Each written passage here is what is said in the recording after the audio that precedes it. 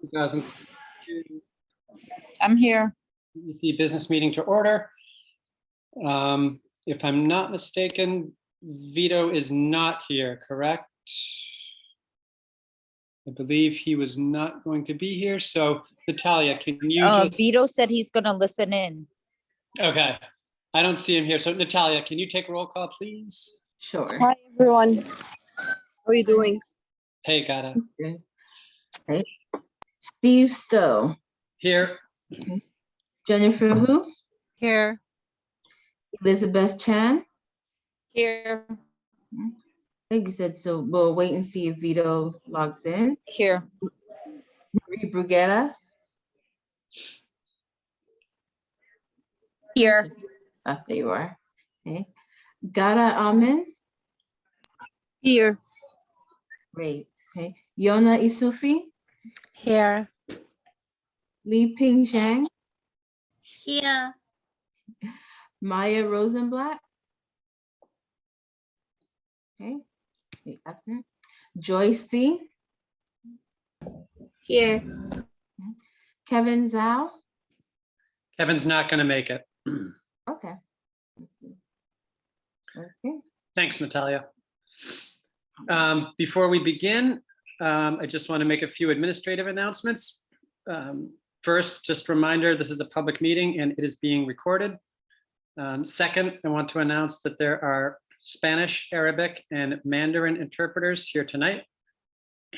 You should see video of these interpreters. Thank you very much to them for being here with us and providing this important service. They will now announce instructions for any meeting attendees who may wish to dial into the language lines. Could our Arabic interpreters please introduce yourself? Good afternoon. My name is Taglit. I'm one of the Arabic interpreters today, and I will go ahead and announce the Arabic interpretation service for tonight. مساء الخير جميعا. توجد خدمة ترجمة اللغة العربية.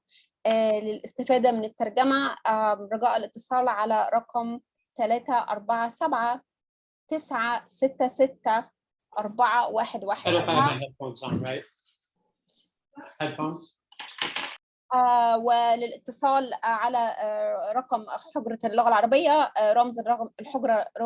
رمز خط اللغة العربية هو 298 410 45 والضغط على رمز الشباك. مرة تانية الاتصال بخط الترجمة رقم التليفون 347 966 4114 وللاتصال لإدخال رمز الحجرة أو خط اللغة العربية هو 298 410 45 والضغط على رمز الشباك. ورجاء وضع أنفسكم على الصامت للاستفادة من الترجمة. شكرا جزيلا. The Arabic announcement is complete. Thank you. Great, thank you. And I see a post from one of our Arabic council members. Could you just post the number in the chat, please, if you don't mind? Yes, I'll go ahead. Thank you. Yep. Next, could our Mandarin interpreters please introduce yourself? Good evening. The following announcement will be in Mandarin Chinese. 大家晚上好，需要说中文的家长，请拨打我们的电话347-966-4114，然后输入会议 ID 305-069-401井号键。再说一次，晚上需要使用中文国语的家长，请拨打电话347-966-4114，然后输入会议 ID 305-069-401井号键。当你接通电话之后，请记得要关闭和静音你在电脑上的声音和话筒，然后请你要记得关闭你在手机上的话筒，这样可以把背景噪音降到最小。Thank you. I'm done. You may proceed. Thank you.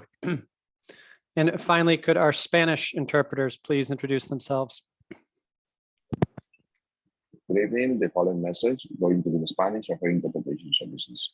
Buenas tardes. Para escuchar esta reunión en español, por favor, marque desde su teléfono el número 347-966-4114. Ingrese el código de acceso o número PIN 270-007, signo numeral.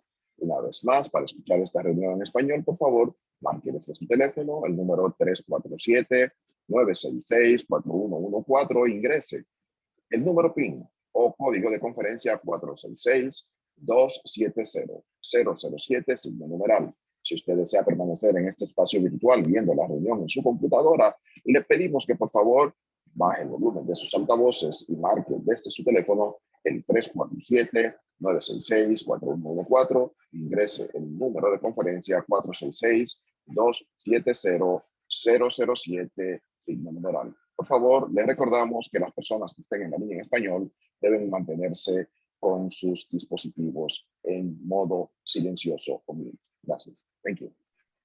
Great, thank you. Because we will have simultaneous interpretation throughout the meeting, it is very important that everyone try to speak slower than usual to allow the interpreters to keep up. The final announcement: during the calendar meeting, which starts at 7 o'clock, we will hold a public comment session. If you would like to sign up for public speaking, you can sign up online on the form on the CEC's website.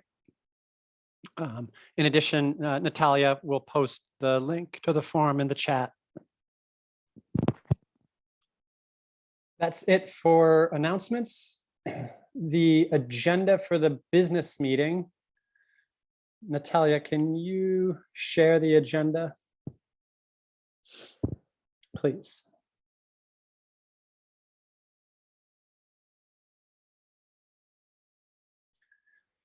So tonight's business meeting, first we'll review the minutes from the May 2022 business meeting and approve those. Then we will have a discussion on changes to the open meeting law, and then an open discussion. So first order, Natalia, can you please share the minutes from last month?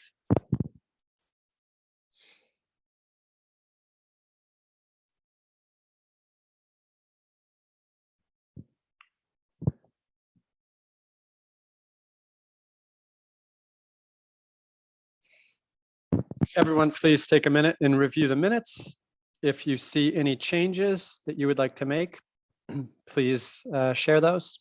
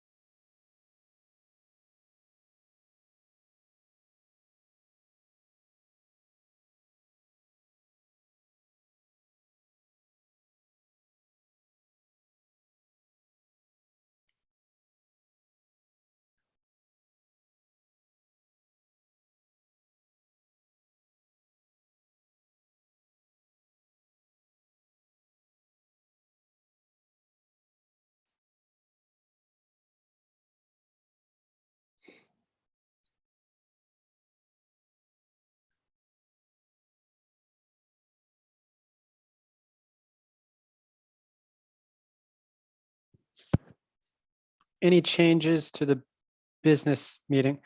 Actually, Natalia, can you scroll back up to the beginning of the minutes?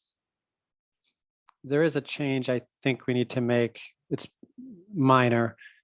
Down a bit where we talk about the dates for the town hall. I think the dates that we asked for were the this is really minor since it's all happened in the past, but I think we asked for the 16th and the 18th for the town hall, and we were given May 27th. Okay. um, just for accuracy's 15 sake. and 16 then? No, we asked for the 16th or the 18th, and we were given the date of May 27th at 5 PM. That was when our town hall was. Okay. That's the only change I saw. Okay. Anyone else want to make changes? Okay. If there are no further changes, then the minutes are approved. Thank you, Natalia.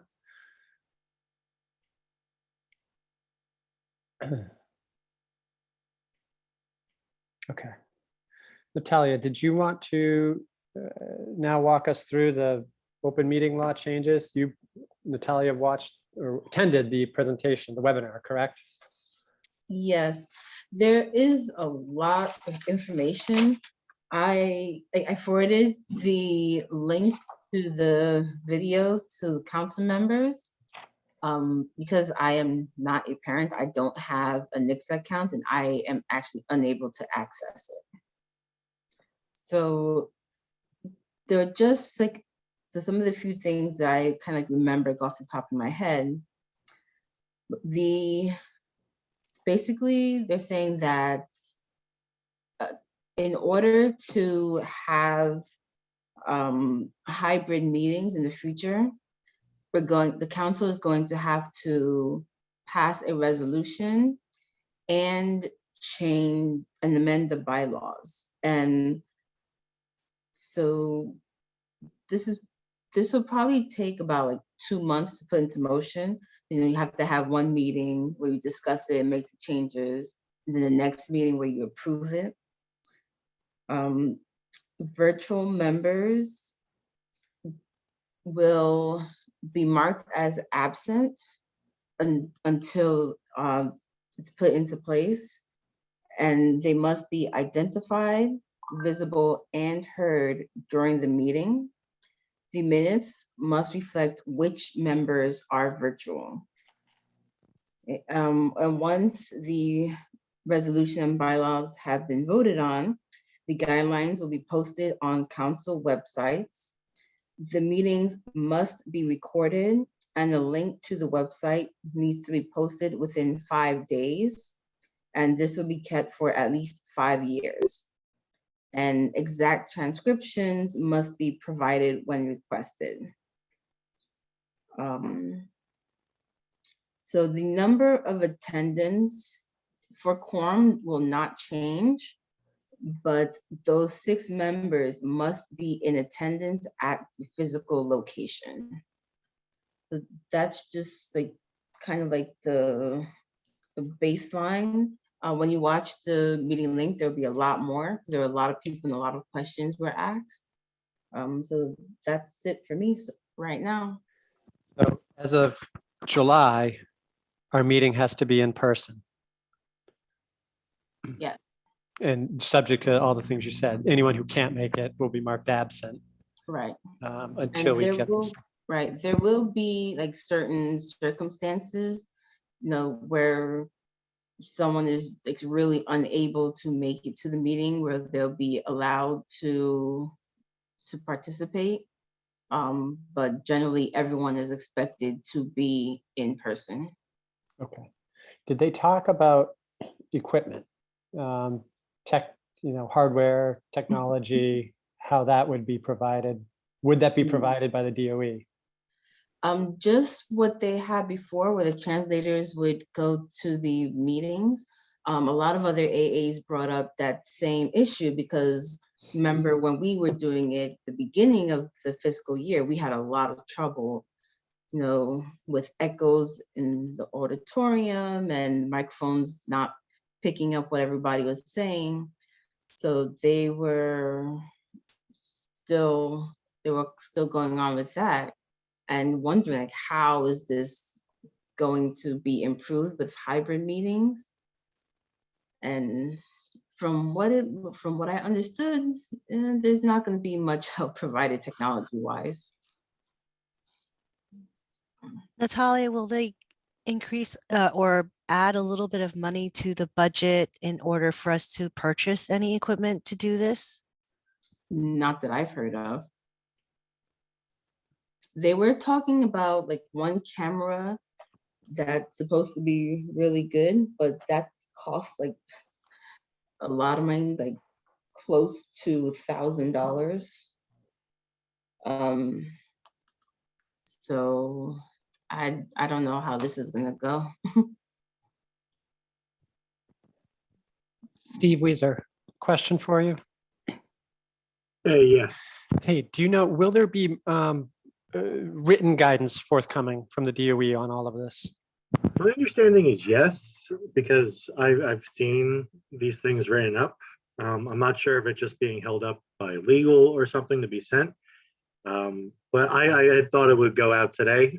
It doesn't look like it did. So I'll follow up tomorrow. We actually have a staff meeting, so I'll be able to ask about it. Okay, They did send the link to the Open Meetings Law website. Yeah, my understanding is like there's both a document that goes over the changes and then a separate equipment document as well. So unless something has changed since the last time they told me about that, which was last week, I believe we should be able to get you that information. Okay. any council members have any more questions on this?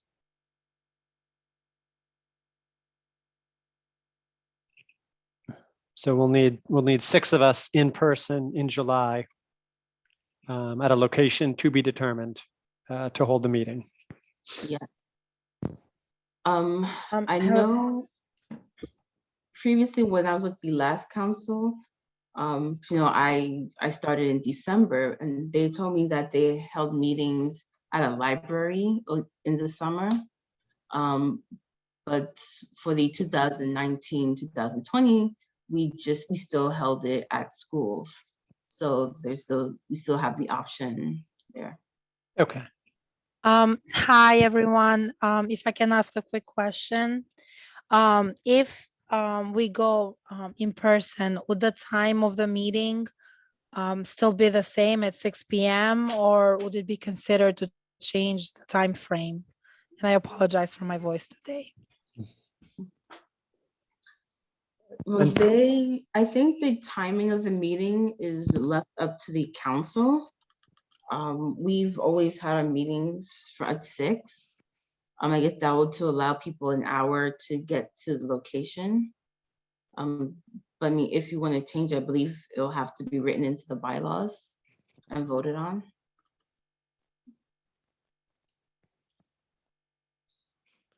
Yeah, correct.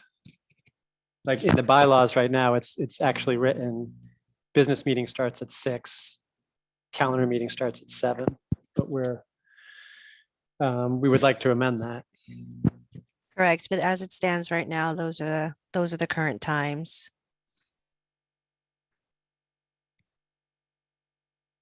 And like Natalia said, to amend, since no one here has gone through this other than myself, to amend the bylaws, you've got to introduce it at one meeting. And then there has to be a month where they're made public, the changes are made public and then voted on at the next meeting. So we're at least, like Natalia said, we're at least 2 months away from having those times changed. I see. Is there a question from the Mandarin This is a line? Mandarin interpreter speaking. Yeah, this is a Mandarin interpreter. I raised my hand because the host clicked me twice for me to unmute myself. Why is that?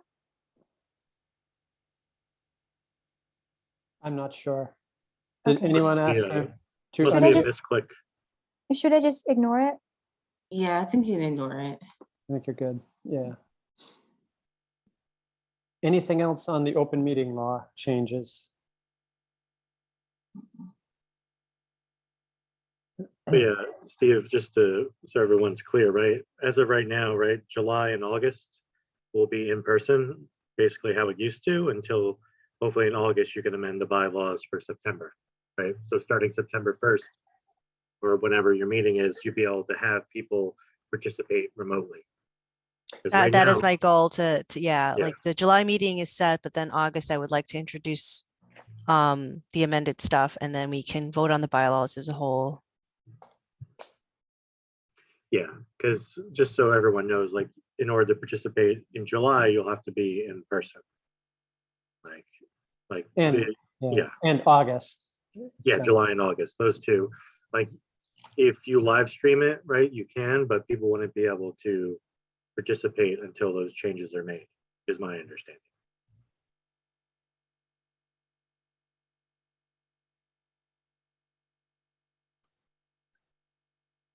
Natalia, do you know if there's going to be any anybody from the DOE that can provide technical assistance if we run into any issues?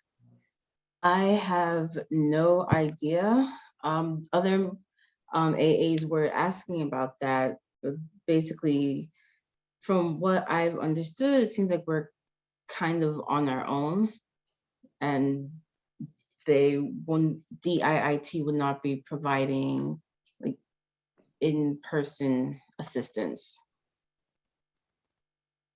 Okay. Yeah, to the extent that that's correct, the recommendation is to work with the district to identify the schools that have the best Wi-Fi, and then see if those schools have tech people that would be able to assist in setting this up. So kind of like when you do a normal building permit, you request tables, request a projector. Here, you'd also request, some other assistance with setting up the systems.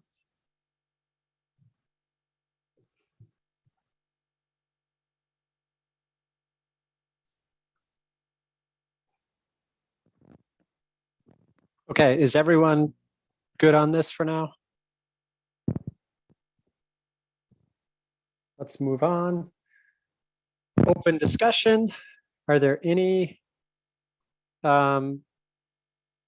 topics that anyone would like to discuss at the present time? Any updates from anyone? Anything? I know a few of you have been in touch with different folks on different initiatives. If anyone wants to share anything, that would be great. If not, I may share a few things, but I'll let others go first if they'd like. Hi, it's Maya. Do you guys Hey. hear me? Yep. Hi.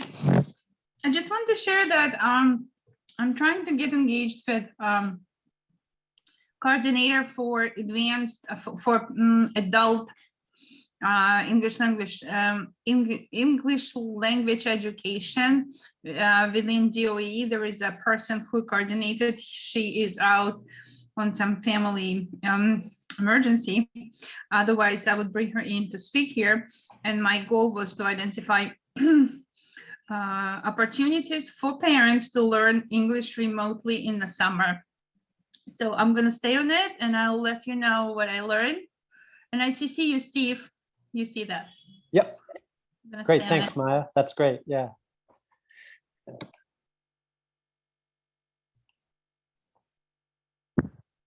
Oh, Marie, go ahead. Hi, I just want to share that I'm in touch with Council Member Mathilde Frontis, and she would like to visit PS 127. And she is looking to do it on the date of June 21st. So whichever one, at 11 a.m., there's going to be a student ambassador ceremony there. And, whichever ones on the council would like to attend, I am sure she would be, and meet Councilwoman Frontis, who represents a huge chunk, of constituents in our district. It would be welcome. I'm sure she would like to do it. I think it will be helpful because she does dole out quite a bit of funds. So it's on the 21st, Thursday at 11 a.m. at PS 127. Great. Thank you, Marie.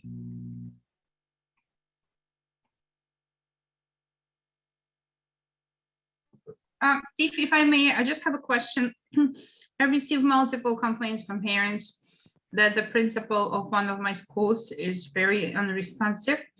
And they just, they use the word, complete silence.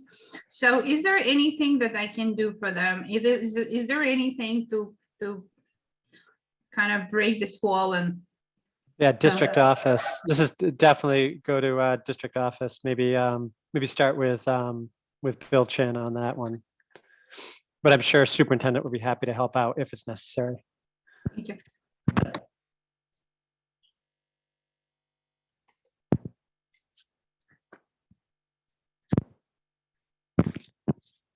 I'll just comment a little bit. I'm going to share some of this in the calendar meeting as well, but I'll comment a little bit on a bunch of the legislation that's been passed or is imminent, is about to get passed at the state level, because it does affect us quite a bit. Specifically mayoral control. As many of you know, mayoral control, the legislature approved bills to extend it for 2 years. There's a lot of different parts of this. The Panel for Educational Policy, which is referred to as the PEP, has been increased to 23 members from 15. And now there will be 5 members elected by CEC presidents instead of 1 member.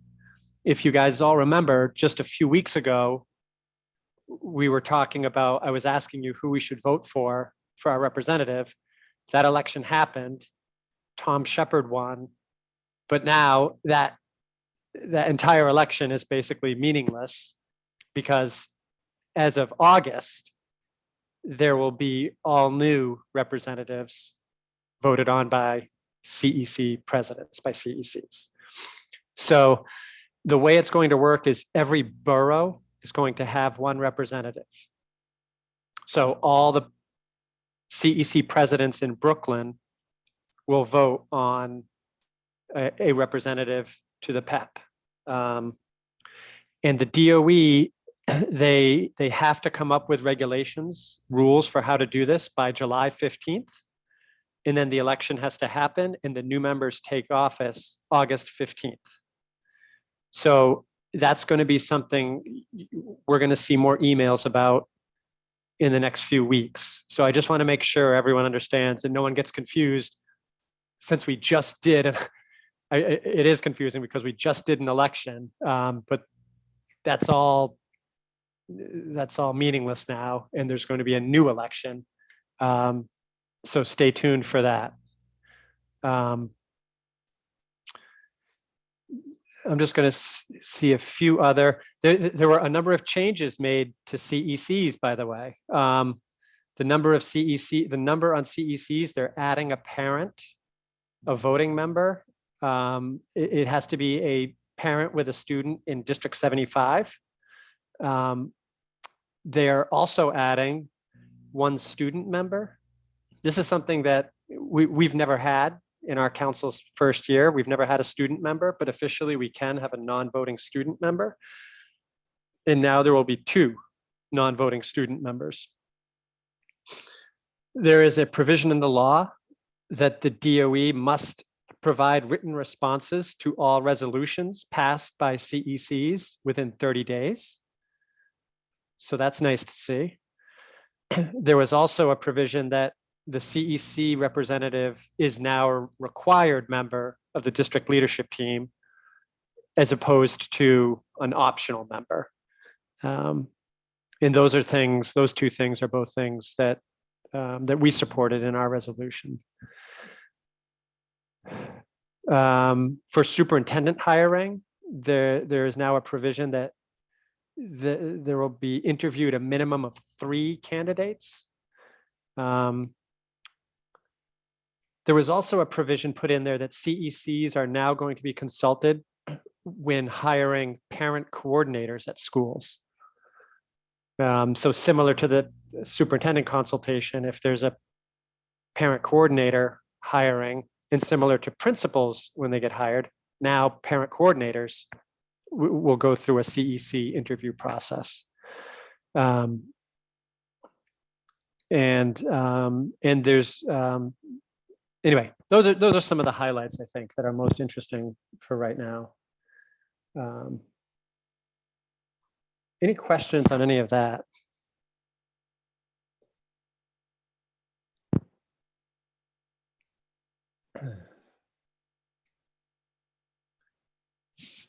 Any other discussion items for the business meeting?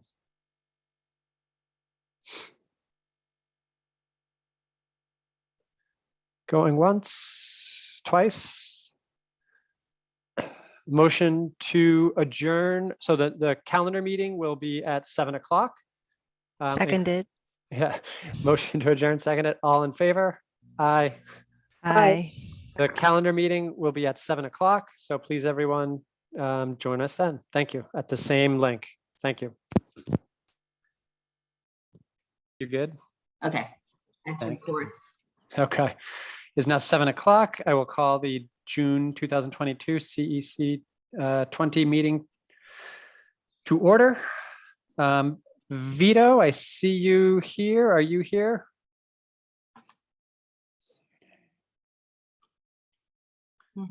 Natalia, might as well do roll call again, please. Yeah. Okay. Steve Stowe, Here. Jennifer Hu, Here. Elizabeth Chan. Okay. Vito Labella. Marie Brugueras. I just admitted her. Okay, Marie. Hello. Hey, Marie. cool. Gada Amin. Yep. Yona Isufi. Here. Li Ping Zhang. Here. Maya Rosenblatt. Joy C. Here. And Kevin is excused. That's 6. That was a little more than 6, right?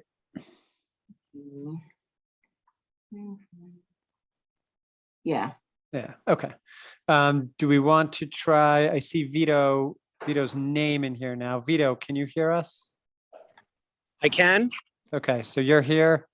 And who else did we, the first time around, Natalia, who else? I don't see anyone else new that showed up. Okay, we'll go with that. Listening, did you have me at the first meeting? I was here. Yeah. We got you. We got you both meetings. Thank you. Yep. Okay. Thank you, Natalia. You're welcome. Give me 1 minute here. So welcome, everyone. As I said already, just a few announcements I would like to make before the meeting begins. First, a reminder that this is a public meeting and it is being recorded. Second, I just want to announce that there are Spanish, Arabic, and Mandarin interpreters here tonight. If you would like to join one of the interpretation lines, you should see video of these interpreters. They will now introduce themselves and provide instructions for those who wish to dial into the language lines at this time. Could our Arabic interpreter please introduce yourself?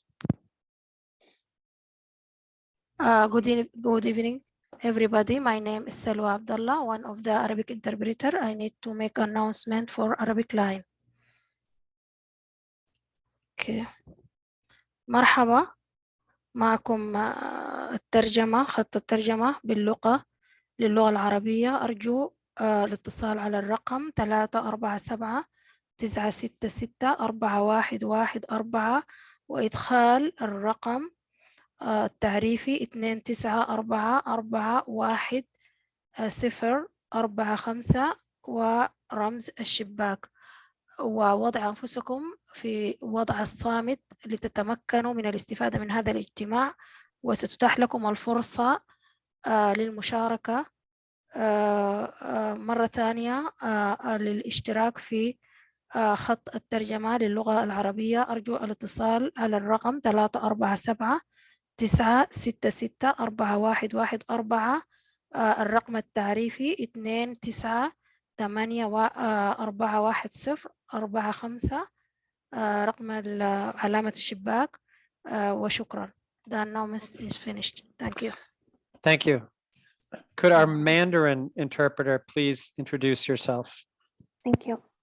晚上好，需要收听中文翻译频道的，请拨打347-966-4114，然后输入会议 ID 305-069-401井号键。中文翻译频道请拨打347-966-4114，然后会议 ID 305-069-401井号键。如果您想收听中文音频，同时在电脑上看到会议，请用电脑拨打中文会议频道，然后将电脑和电话同时调成静音。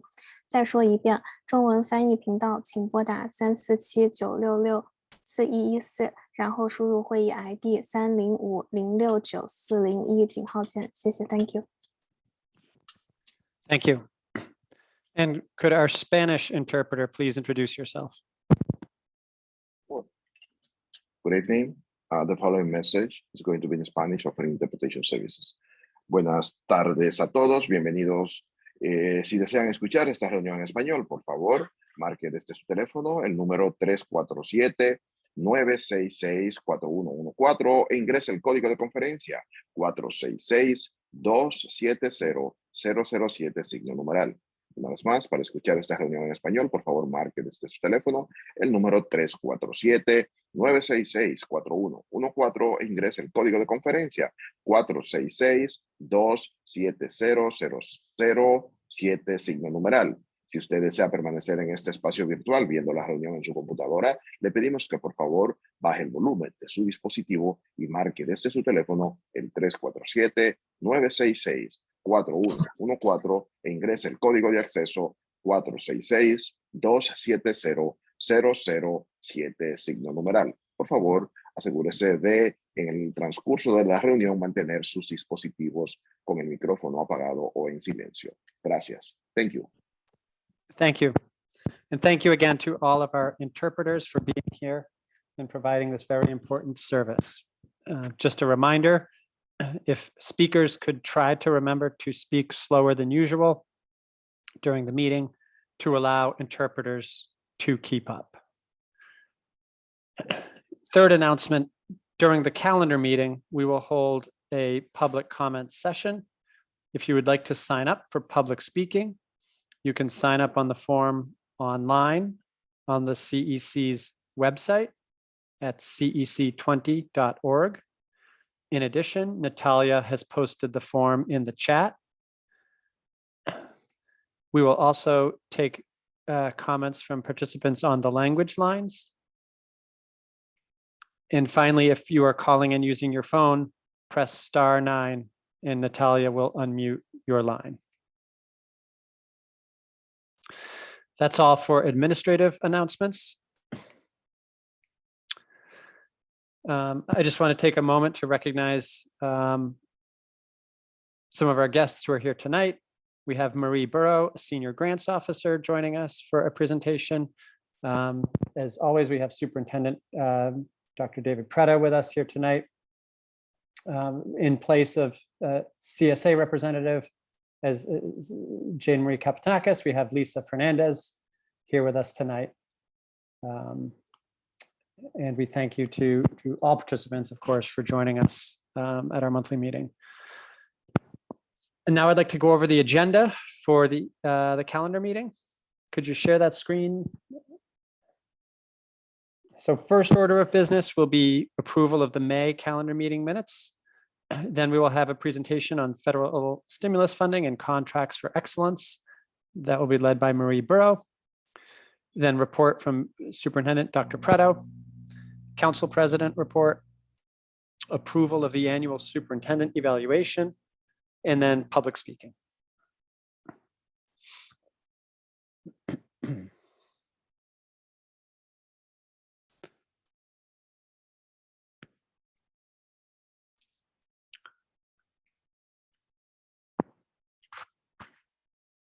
So everyone, please take a minute and review the meeting minutes from the May calendar meeting.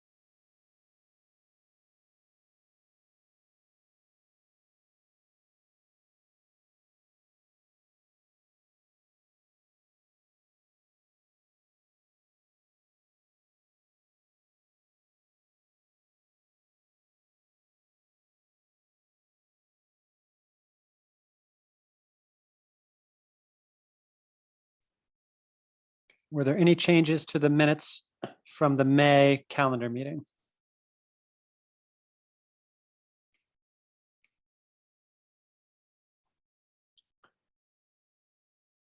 Okay, hearing none, the minutes are approved. Thanks, Natalia.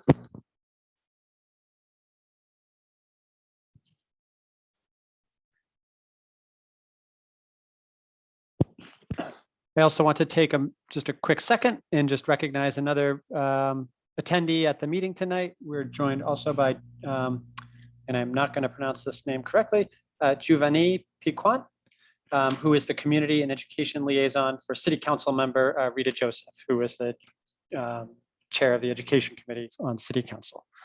And actually, I will just, I've just, okay,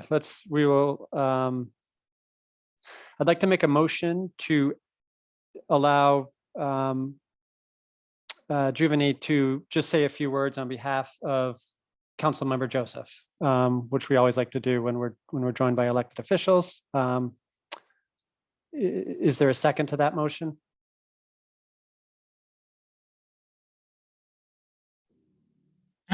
I second. Okay, all in favor of just allowing Giovanni to say a few words now? Aye. Aye. Aye. Any opposed? Aye. Aye. Aye. Okay. Are there any opposed? Okay. Giovanni, are you able to unmute yourself? Yes, I'm able to unmute. Can you hear me? Yes, perfectly. Thank you. Yes, thank you, Stefan. Am I pronounced Stephen or Stefan? Stephen. Stephen. Okay, wonderful. Thank you so much for having me. Hello, District 20. My name is Giovanni Piquant. I serve as a Community and Education Liaison for Councilmember Rita Joseph of the 40th Council District. On the 27th, the councilmember had the opportunity to attend the legislative breakfast.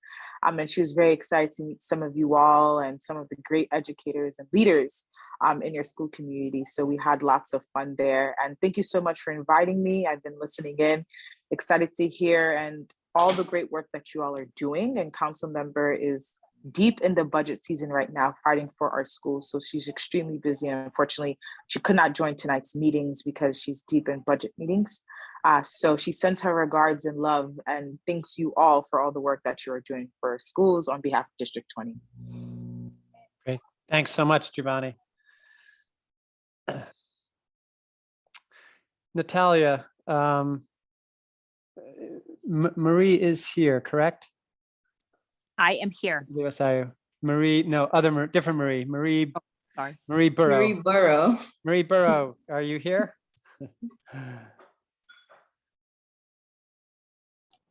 Yes, I am here. Good evening, everyone.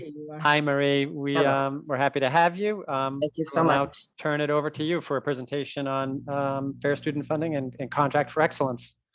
Yes, thank you so much for welcoming this evening to again present our presentation deck for C4E funding for this upcoming school year. And in addition to that, there is also a second deck for the stimulus funding within our schools. So if I could share my screen, I will begin with tonight's presentation.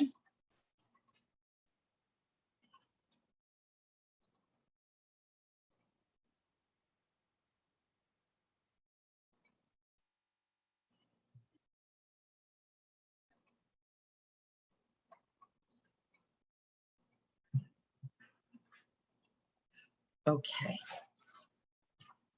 And I just want to do just a visual check that the presentation deck is showing on the screen.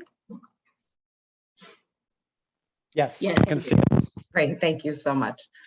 Okay, so as I said tonight, I will be presenting on supplemental funding streams that we want to specifically make sure we collect public feedback about.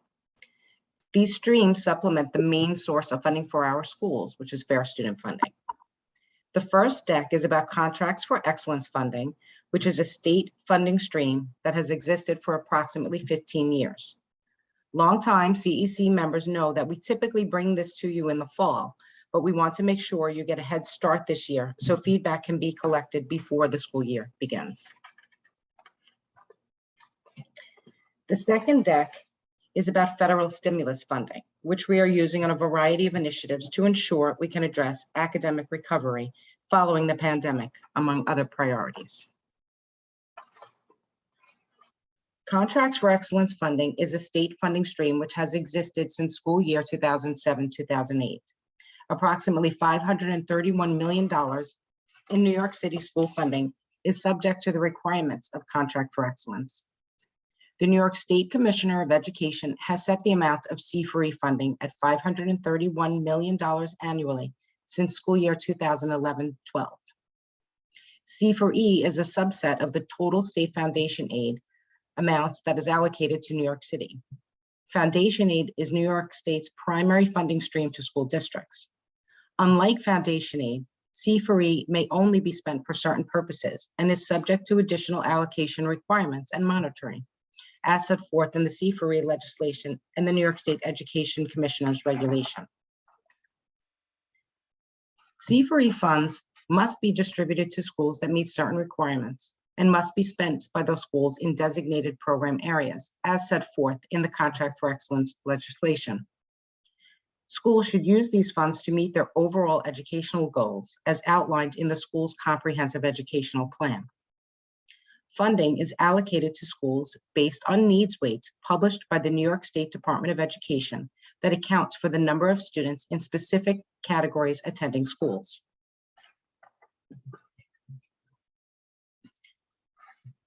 The state C4E funding breakdown for 2022 through 23. Of the $531 million subject to Contracts for Excellence, $183 million is unrestricted. Since 2007-2008, this funding has been used to support fair student funding. Were this funding to be used for other purposes, the DOE would not be able to continue funding all schools at 100% fair student funding. The remaining my apologies. The remaining $348 million must be used for the specific purposes set forth in the law, such as teacher and principal quality initiatives, full-day pre-kindergarten, model programs for English language learners, class size reduction, middle and high school restructuring, and time on task. As the amount of Contracts for Excellence funding has been unchanged since school year 2011-12, New York City uses this funding for the most part to maintain existing programming. The proposed allocation of restricted funds begins with discretionary funding. $214 million or 61% of restricted Contracts for Excellence funds are released to 1,400 schools in late spring. These funds may be used by these schools for any allowable purpose under C4E. The allocation methodology, or how much funding goes to each school, is set under C4E legislation, where funding must go to our neediest schools as determined by needs weights provided by the New York State Education Department. Principals will work with their school leadership teams, or SLTs, to plan the use of this funding for school year 2022-23.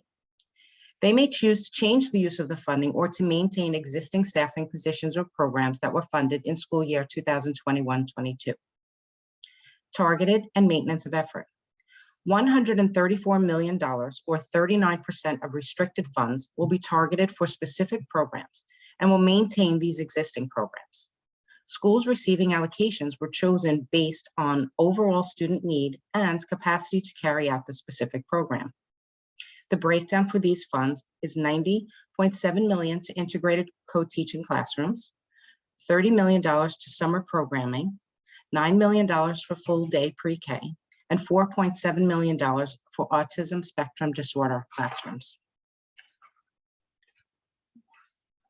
The proposed allocation of restricted funding for District 20 totals $15.2 million.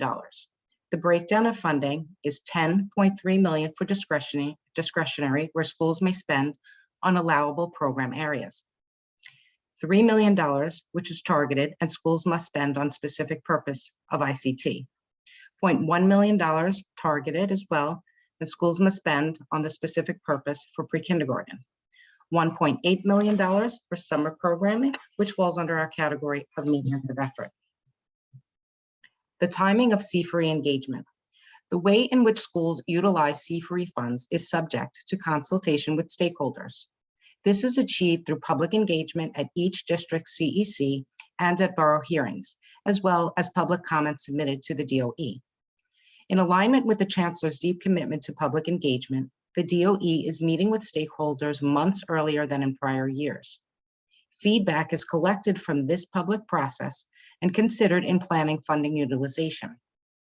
For school year 2022-23, the DOE will complete CEC engagement by the end of June and plans to hold a public hearing in each borough on the citywide CFRE plan during the month of June.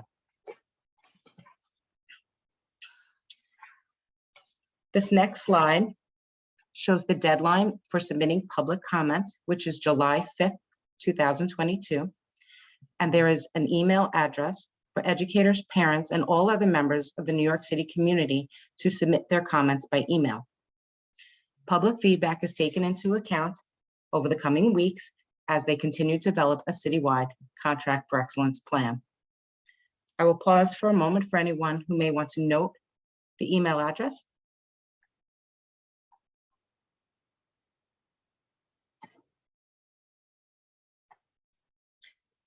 The next part of this presentation is about stimulus funding. DOE's school year 2022-23 budget includes $1.8 billion of stimulus funding, primarily from the following two revenue streams: the Coronavirus Response and Relief Supplemental Appropriations Act, that we call CRSA, that was enacted as of December 2020. The DOE received a total of $2 billion from CRSA, which can support activities from school year 21-22 through September of 23. There is also the American Rescue Plan Act, or ARPA, which was enacted in May of 2021. 20% of ARPA funding must be used to address learning loss, defined as the academic impact of lost instruction time and with a focus on high-need students. The DOE received a total of $4.8 billion from ARPA, which can support activities from school year 2021-22 through September of 24.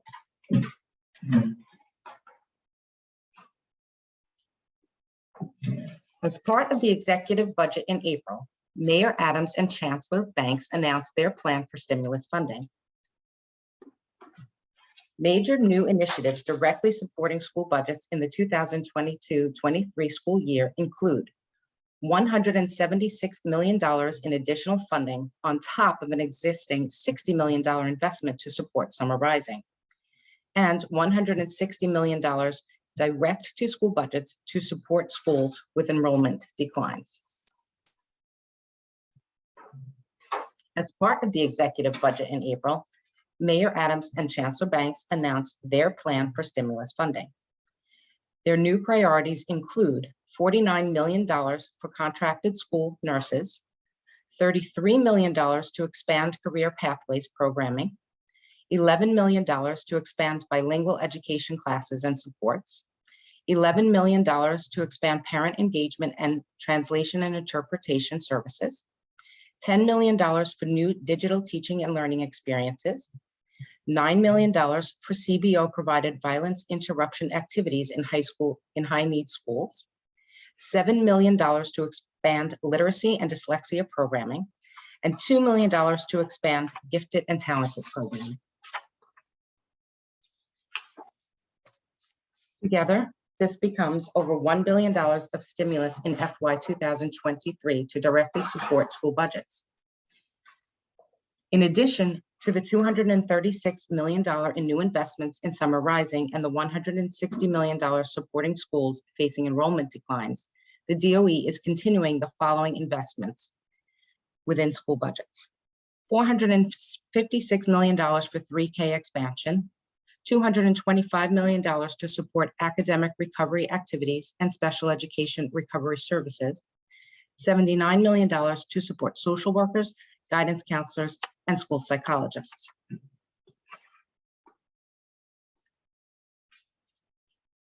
In addition to the supports and programs on the previous slides, there is an additional $132 million for devices and IT support, $227 million for academic supports, $20 million school reopening costs, $60 million community school expansion, $29 million PSAL expansion, for a total stimulus programming of $1,777 million.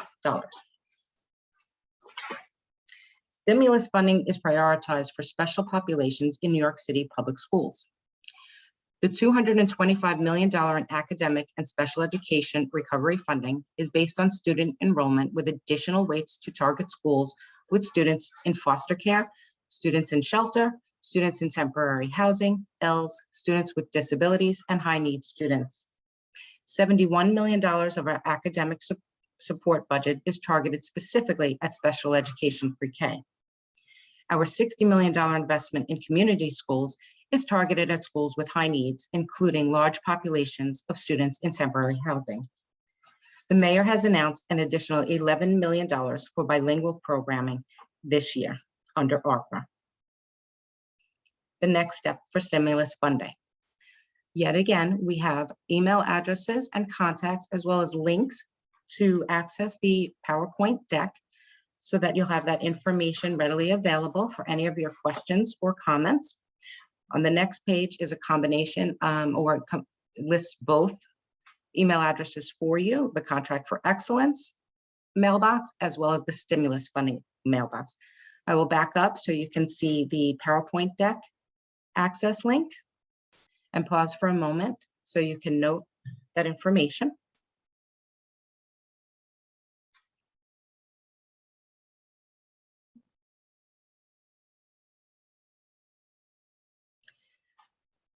Now I've introduced the slide with the two email addresses and mailboxes, one for stimulus funding and one for contracts of excellence. Please remember that comments and feedback questions are requested before July 5th or by July 5th. And that concludes the presentation for this spring for Contract for Excellence and the stimulus funding. Thanks, Marie. Can we ask you a few questions? Sure. With respect to the Contract for Excellence, I'm just trying to understand what changes can be made as a result of public feedback.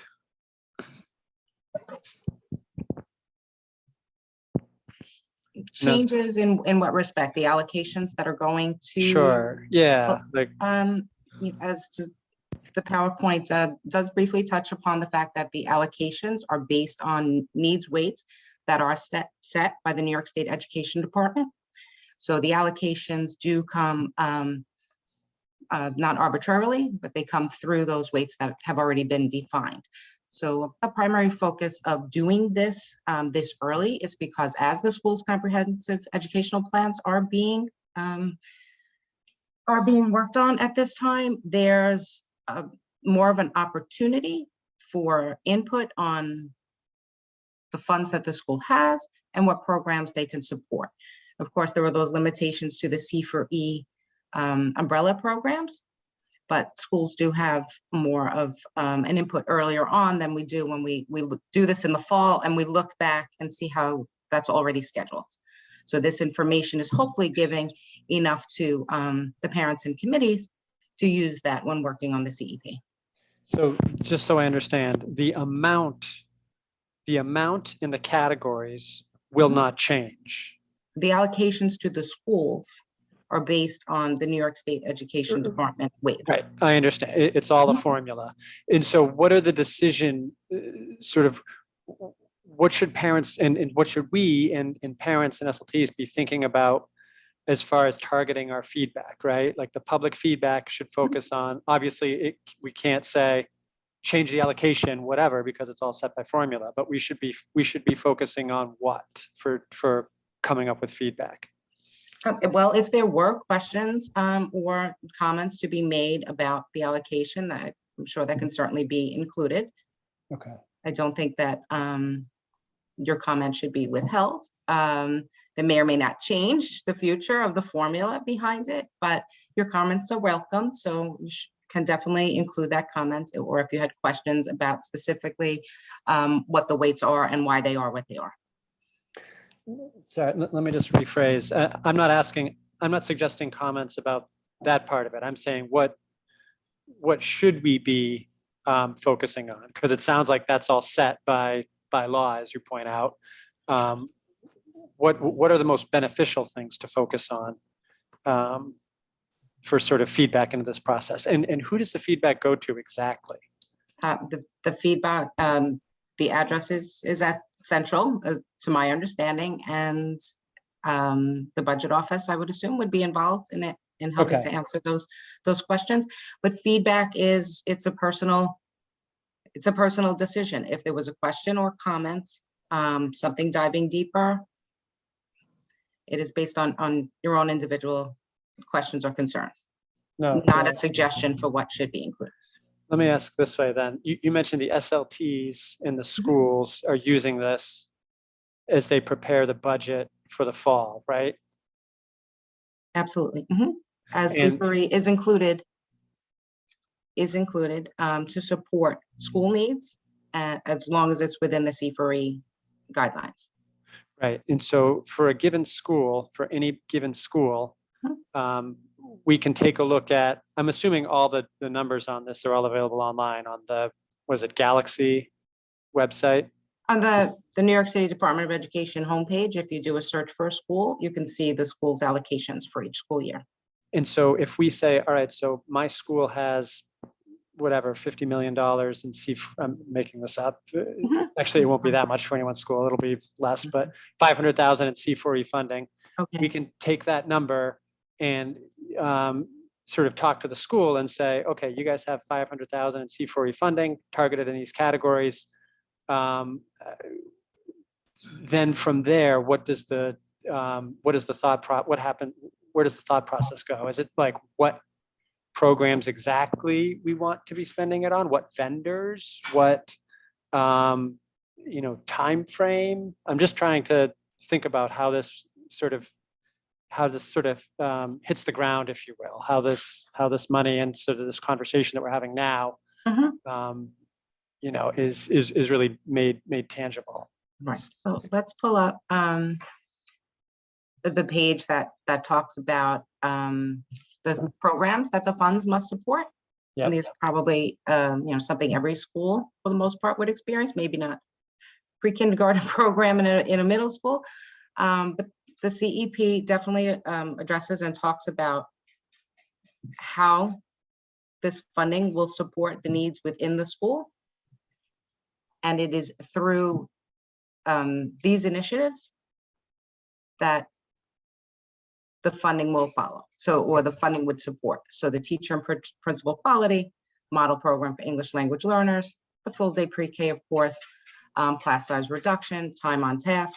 And as suggested in this PowerPoint as well, schools may decide to continue, or what they call maintenance of effort, to continue the programs that this funding has been supporting through the years. It's been in schools for nearly 15 years, or perhaps redirect the funds for initiatives that maybe meet the needs of the school today. Again, of course, that it should still fall under the initiatives outlined by the Contract for Excellence. Okay. And some of the funding is discretionary, as you pointed out. Well, discretionary in that a school would direct it towards their needs in these categories, which would Okay. differ from perhaps what another school would need to do within these categories. That's the discretion. But they do still need to fall within the initiatives of the Contract for Excellence guidelines. Okay, thanks. I see two participants with raised hands. I'm sorry, I don't know. Two council members. I think Elizabeth, I'm not sure who was first. Whoever was first, go ahead. Elizabeth was Hitchin. first. Go ahead. Elizabeth was yeah. first. Yeah, I just wanted to ask, we have this so much money for the summer rising. How come it seems like we have so little seats though? Do you know offhand? I'm sorry, but no, I could not give you the details behind. I wouldn't have the information for you on the summarizing seats. Okay. we can escalate 'Cause it that, just that seems like- question for your CEC. Especially. Okay, thank you. You're welcome. Yes, especially. Yeah, because I think summarizing was an important component of kids getting some of their education that they lost back. Right. Yeah. If I remember the slide, what slide was that, Marie? That was in the federal stimulus funding, maybe Yeah. slide 12. Mhm. And I think this is, if I remember the number, it talked about 100,000 summer rising seats, which is the number that's clearly not sufficient. So it's, we were talking about how quickly those 100,000 filled up. Mhm. And this money is all committed to that. So in other words, if you just kind of extrapolate, if 176 million plus 60 million supported 100,000 seats, then it's sort of a rough estimate. You can do the math on how much more would be needed. Like if we're, obviously we all want more seats, but you add another 100,000 and you're talking, almost $240 million Right. per 100,000 seats. Right. And that would definitely sound like something that could go through the feedback. Your comments on concerns for seats for summarizing. Yeah, definitely. Thank you. You're Jen, was that your question or did you have another? I have I did want to ask about summarizing, but I think that was answered. And I have another one about pre-K after school programming. So I kind of remembered somebody saying that was being planned on. And there's been, I think I saw in one of the slides that there's some money budgeted for after school programming. But 3K and pre-K are kind of in a separate category than the rest of the schools for after school programming. So I was wondering if that money allocated for after school programming is for the younger kids as well, or if that's only for, elementary and up. Let's go back to the slide you're referring to and see exactly the wording that you're asking about.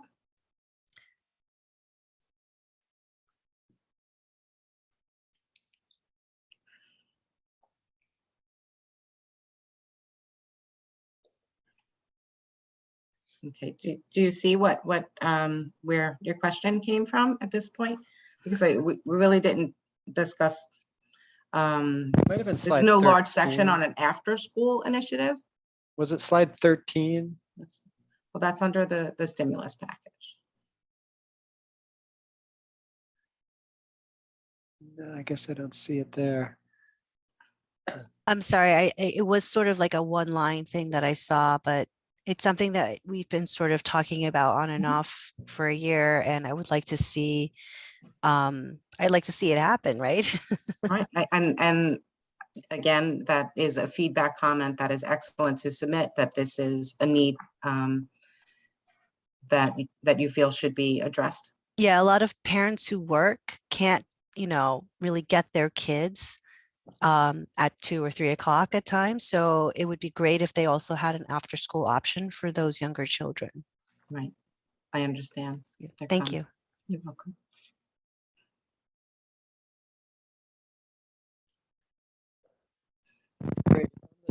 Just sort of same kind of question I asked earlier, not just on the federal stimulus funding. What's the purpose of the feedback here? I mean, this money, it's all been designated. We're looking at Mayor Adams and Chancellor Banks' proposal. Has it been approved? Is it subject to change based on feedback?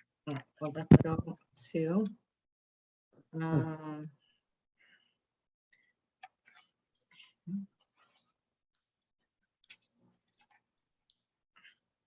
I apologize, just prefer to pull up the exact wording and not paraphrase the way it's been explained. So the feedback, and again, it was July 5th that was mentioned as the date for feedback to be taken into consideration. And they do explain, or they do state that that the feedback that is collected from the public process would be considered in the planning and funding utilization. So it is not final. Considered. Okay. at this point until, of course, after the hearings. And that is why the public comment is being collected earlier rather than later. Oh, sorry, this is Contract for Excellence. How about the stimulus funding? Is it the same? Okay. And here we are. Again, it's the July 5th. And the stimulus funding, of course, has its own requirements for initiatives. So the schools are required to schedule or utilize that funding. And if you're talking on a broader scope with how the mayor and chancellor's initiatives, that would be something for public feedback and comments as well. Whether or not there's any flexibility to how those initial initiatives will roll out, I'm sure the public comments would definitely have an impact on their consideration. And this is something I'm just looking at, sort of principals are the ones primarily responsible for allocating this funding for the stimulus. I'm just talking about the stimulus funding right now, right? School leadership teams work with principals, but these are sort of the, I'm just trying to think about the way to make this the most effective. Principals should be everything that we sort of provide for public feedback. I guess in theory, it should come from principals or principals' input, working with school leadership teams, correct? That's within, for the allocations that are within the schools, it would be the school leadership teams working with the principals on how they're addressing their school or unique school needs under the guidelines of the initiatives of the two different major funding streams. The public comments would, of course, be for the broader plans. And the public comments, will those be shared with sort of our district, with our, all of our schools? And, if there's just a parent who comments, in the next few days on this, does that get shared with the schools in the district or the superintendent? I'm not aware of who the comments are shared with once they go to that mailbox. Okay. Do you mind finding up or following up on that, just so we can, again, it's one of these things where we always like to know, you understand, just make sure that there's someone out there responding and seeing what we're requesting. And of course. Great, thank you. You're welcome. And I think I asked the same thing for C4E. I think you said you thought it goes to the budget, to CFO's office, I assume. But I'm sure there are many involved. My apologies. Yeah, that's all right. If I can just, I guess it would be great if we can know who these emails are being sent to. It can help us in a way sort of target the comments, target the feedback, and then of course follow up, which we always like to do. Yeah, I do Thank have you. those down to follow up for you. Okay, great, thanks. You're welcome. Any other questions from council members on this? Okay, I think we're good, Marie. Thank you. Okay, you're welcome. Thank you all very much for having me present these decks to you this evening, and enjoy the rest of your evening. Thanks very much. You too. Bye-bye. Okay. Next up, we will have Superintendent Preto. Dr. Preto, are you there? I am. Good evening. Good evening. Go ahead. Sure. Good evening, President Stowe, council, principals and APs on the call, and community members and families. Good evening. It is June. It is our final month of the school year, and I'm, happy alongside all of you and principals to be getting towards the end of this really monumental and exciting and challenging school year. So I want to start out by recognizing and celebrating and affirming our community members in the LGBTQ plus community. June is Pride Month, so I just want to lift up and celebrate Pride Month in District 20. I also want to recognize a few of our schools that were celebrated this week and had some celebrations this week. We've been having a lot of celebrations around social emotional learning and cultural relevance across the district, but I wanted to be able to highlight a couple of schools that were celebrated for their work in integrating the DESA screener into their social emotional systems, structures, and instructional programs. PS 247 and PS 682 have been highlighted by our partners in the DOE in implementing the DESA programming into school curriculum as well as into school systems for supporting children in social emotional learning. And I want to lift up and celebrate Principals Agno and Principal Sportella for their great work in that area. I also just want to recognize and celebrate Principal Santiago at Ditmas at Junior High School 62. I was able to stop by today to their Culture Fest, and I have to say it was an incredible showing of the really diverse family and student population in our district, and it was an amazing opportunity to see that. So I just want to lift up and celebrate Principal Santiago and her team and the amazing Ditmas community in their Culture Day celebration today. The next piece I just want to be able to reiterate after the Chancellor's announcement earlier this month or late in May, the Hidden Voices series that operates within the Passport to Social Studies curriculum was announced the Asian American and Pacific Islander Curricular Resource Series. This is a curricular resource series that will be included in the Passport to Social Studies, which is the city's offering for a social studies curriculum that many of our schools use. We're really excited about the Asian American and Pacific Islander series that will be included in the curriculum. This series is going to be first piloted this coming fall of 2022 with some mini units that are crafted by our central DOE Social Studies Department and includes teachers from across the DOE that support the development of these units, and the full Hidden Voices Asian American and Pacific Islander curriculum, units of study, and resources. The complete full package will be complete and delivered to all schools in 2024, but it will begin to be piloted in 2022, this upcoming year.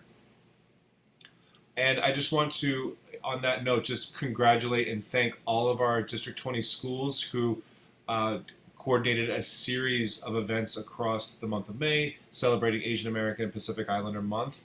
I'd like to just specifically highlight 20K160, who had a full suite of activities for Asian American Pacific Islander Month. And I definitely want to highlight PS 105, who conducted a parade for Asian American and Pacific Islander Month, and also the children of PS 105 performed at Tweed Courthouse at the Chancellor's Office for an audience of central leaders and other elected officials around the city and the state. So I just want to, celebrate the PS 105 students and Principal Chen, and for that distinction and celebrating our District 20 community. Next, I just want to announce a recent principal appointment. We're very excited in District 20. As you know, in District 20, we have an incredibly large pre-K program, and the pre-K program was previously run and developed by the amazing Diane Gunardis, who had recently retired, and we have been able to, carry on the vision of the pre-K program through our first appointment, which was Danielle Bennett, and we have been able to, when a job is replaced by two people, then you know that it was a big job. So we've been able to bring on two principals to be able to continue the leading of the pre-K program, and I'm very excited about that. Danielle Bennett was our first appointment. I'm happy this evening to be able to publicly announce the appointment of Laura Napolitano as our second early childhood principal in the District 20 pre-K program to the council and to the community. And I've asked Principal Napolitano to come on and just say a couple of words in recognition of the appointment. Sure. Hello. Good evening, everyone. members of the CEC, parents, guardians, community members, and colleagues. I am really excited to embark on this new role as principal of the District 20 pre-K centers, along with my co-principal, Danielle Bennett. Together, we lead 11 sites in our district. I hold District 20 very near and dear to my heart. I was a student in District 20 from elementary through high school and continued my teaching career within the district. I have been with the District 20 pre-K centers since its inception back in 2015, working in the capacity of assistant principal. During this time, I was part of the growth of our program under our former leader, Diane Gennardis. That growth included our dual language classes, our special education program, and just recently the launch of 3K. Continuing this work with our amazing staff, educating our youngest learners, and building strong relationships with our families, past, current, and future is an honor. Thank you for allowing me to take the time to introduce myself, and I hope you all enjoy the rest of your evening. Thanks so much, Principal Napolitano, and we're very excited to have you and welcome to the D20 community in the capacity of principal and leaders. Thank you so much.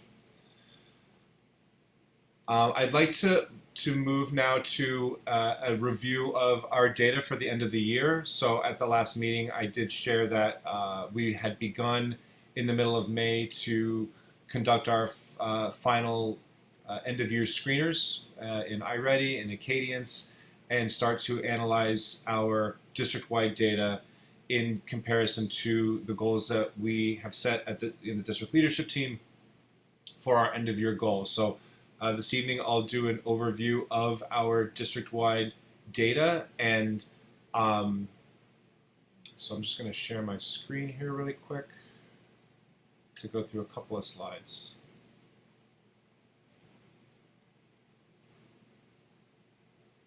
So I'd just like to start with our district-wide attendance. So our district-wide attendance right now is 93.1%. That is the second highest district in the city. I would like to note that the district that we are behind has a significantly smaller number of children, and I want to really highlight and emphasize the accomplishment that this attendance percentage is. It's really a testament to the dedication of families, the systems and structures that our school leaders have, and I'd like to also say the impact of our focus on social, emotional, and academic learning this year in ensuring that our students are welcomed back to a warm environment that's responsive to their needs and interests and is really celebrating and valuing the identities, backgrounds, and interests of our kids. So this is a tremendous number. I want it higher, but I want to say that considering the challenges this year, I'm really proud of our families. I'm really proud of our schools in that partnership to ensure that our children are coming to school every day. So I'll go through the screeners. I'll make this a little bit bigger. So I'll start with our iReady reading assessment. So this is the current status of our students. We are at about 89% complete. So this is not totally complete, but it's a fairly accurate representation of where we'll be in the end of the year. We still have a few students completing some of these assessments, and they will be done by Friday. But we're really close. And in reading, we are landing at 54% at or above grade level. And that is an improvement from the middle of year. You can see the middle of year at the bottom. And you'll also be able to see on the right side that we've been able to reduce by a couple of percentage points our children who are performing 2 and 3 grade levels below. But it is currently standing at about 23% of our children across the district performing 2 or more grade levels below, and 54% performing at or above grade level.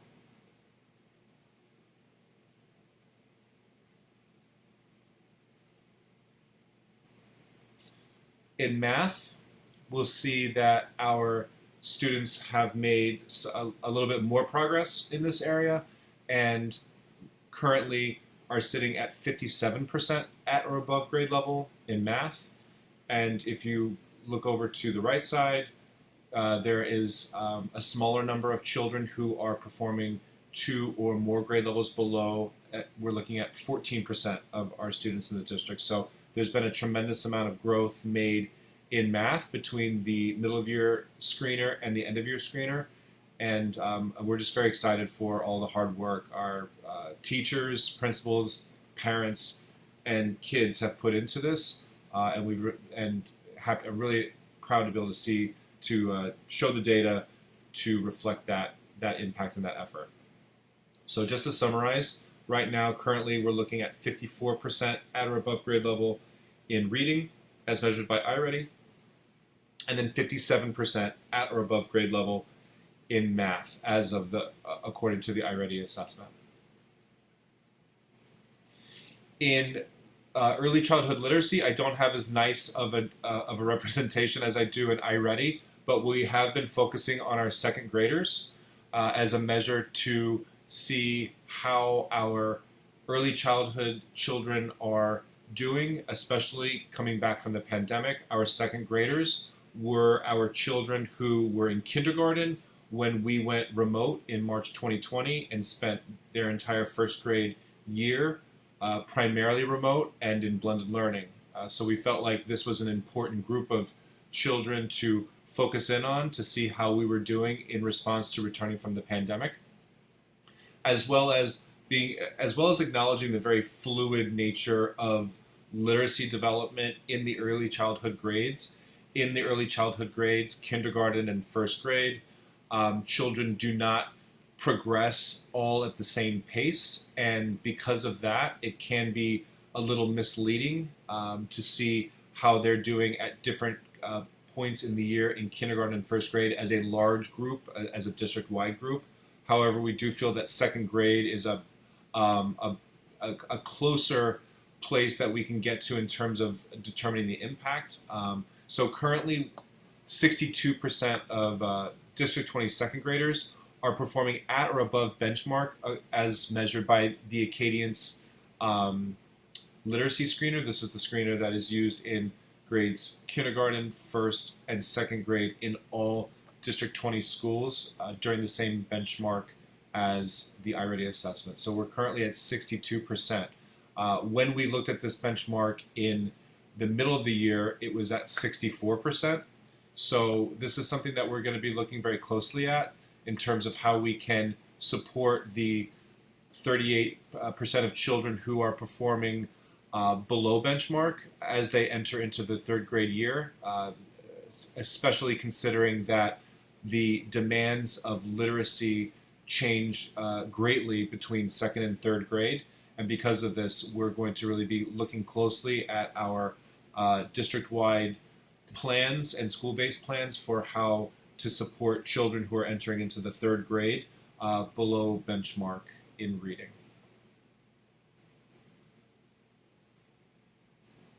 Next, I want to come to the DESA screener. We did administer the DESA social emotional learning screener. Again, we have a few students still to be entered into the system, but by and large, we are complete, and the percentage is, statistically reflective of how the children have done in the screening. So the DESA screener falls into 3 categories. In need of instruction is the first category, typical is the second category, and then strength is the third category. So we look at the categories of typical and strength as children who are not in need of additional support in social emotional learning. So combined in the fall, 89% of our children were assessed in either the typical or strength ranges, which was above city average. And at the end, we've increased, or children's assessments have increased to 93% of children have been assessed to fall in either the typical or strength ranges, which is also, again, above the city average. So we're really excited about this. We're really using this as another district-wide measure to see the impact of our focus on the integration of social, emotional, and academic learning. And we're really pleased to see that we've been able to see some positive impact in our DESA screener data. And while this isn't the only data point we would use to measure it, this was one of the new ones that I felt like it was important to share with the community about how this number was looking for our children. And then finally, I just wanted to share some percentages around our legal mandates for services for special populations. This is part of the district leadership's team's goals. And I'm happy to say that currently for our students with disabilities, having their IEPs fully served, the district percentage is 89.3%. This is the highest this percentage has ever been in the district.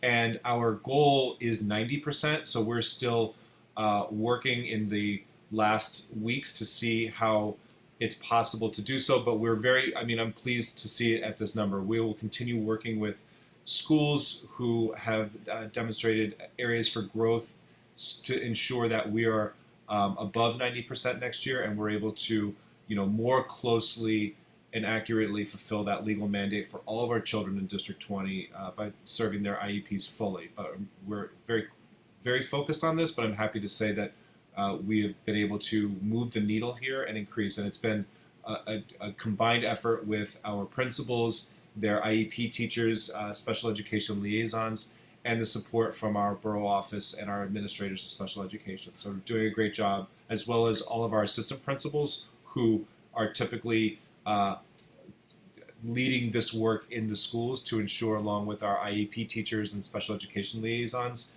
that our IEPs are fully serviced. So, kudos to everybody, and we're gonna move this above 90% next year. And for the provision of related services, we're at 98%. This is well above the city average, but I'm really happy to say that we're very close to 100% on related services. And just for everyone's information, related services refers to all services that are in addition to the instruction in the classroom. So this is speech, occupational therapy, guidance counselors, and other outside the classroom services. For our English language learner mandated program services, these are legal mandates we're serving. It's divided into two categories. We have current English language learners. These are children who have not yet passed the NYSESLET exam and are considered English language learners and are required to be provided with either 180 or 360 minutes per week of instruction provided by a certified bilingual or TESOL teacher. So 98% of our children are being provided with these services. And then there are former Ls, and we're required by law to continue providing instruction to former Ls. These are children who have passed the NYSESLAT and are no longer designated Ls, but we are still required by state law to provide them with L services for a short period of time, 1 to 2 years after they've passed the NYSESLAT, and we are at 99% for providing that level of service for children.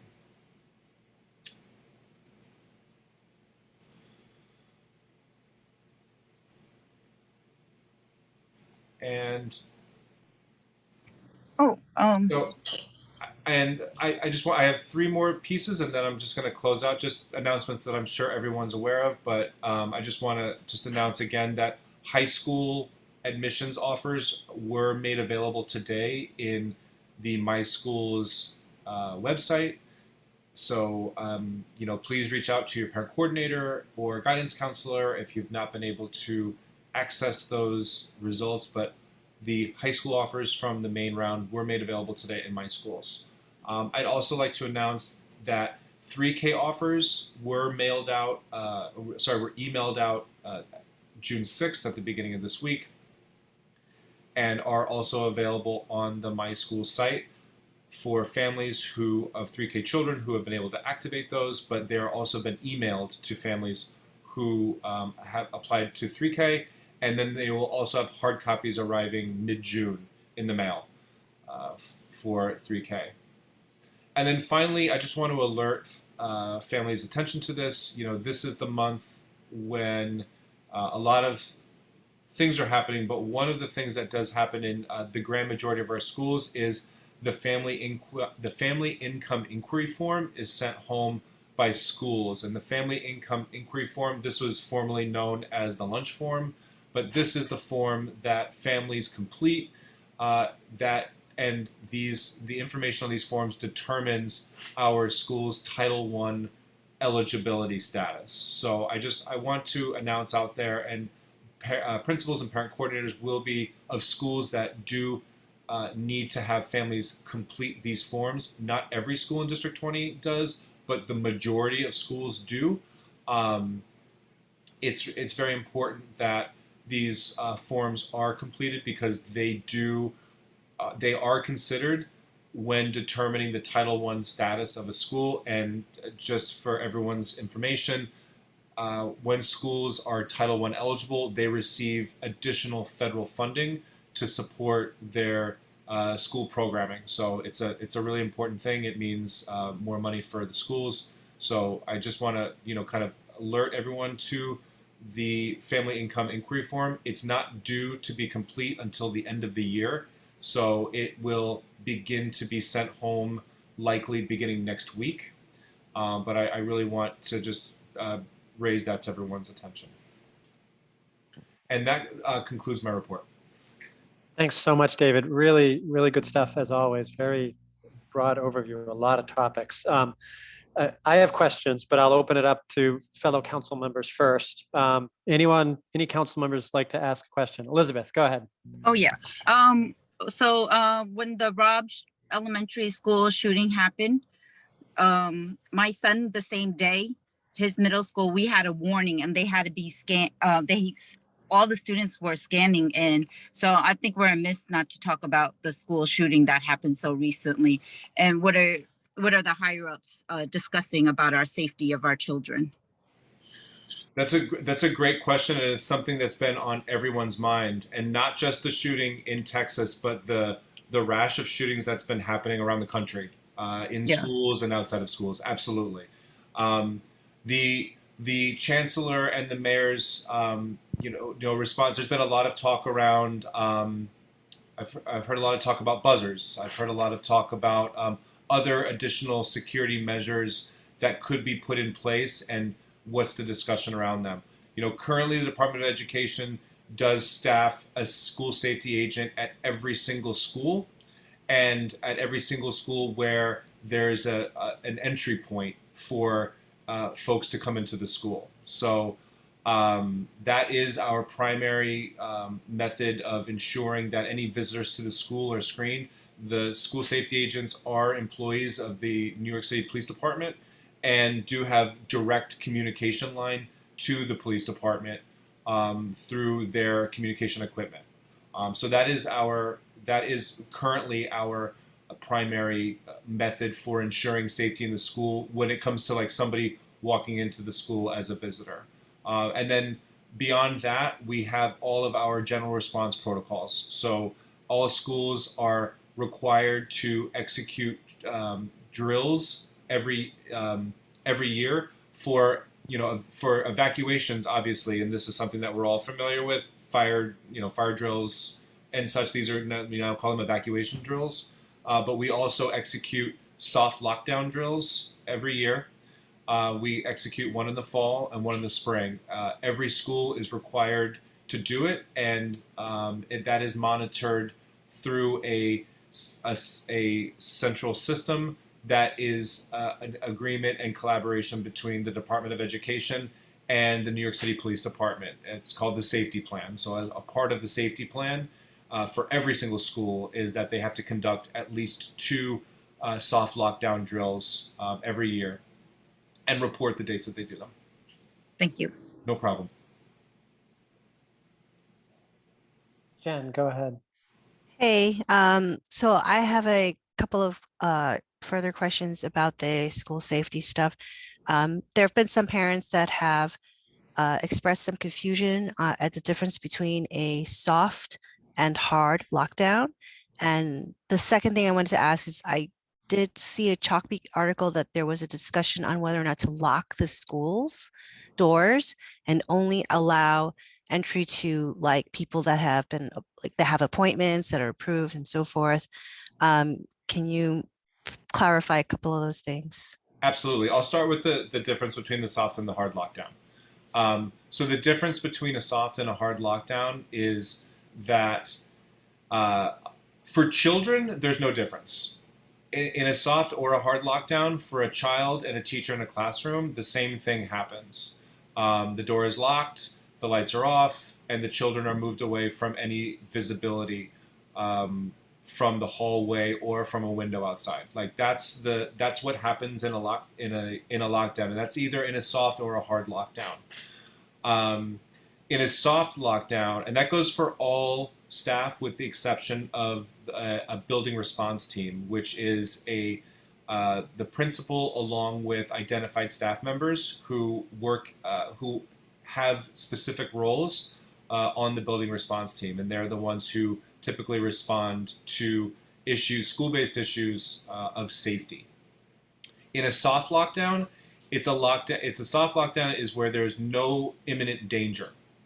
That's a determination that's made by the building response team or by outside agencies, depending on the nature of the emergency.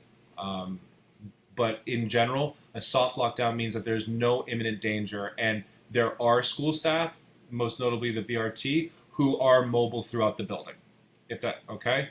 However, all children and teachers, all folks in classrooms and offices are locked, quote unquote, locked down. Their doors are locked, the lights are off, and nobody is visible.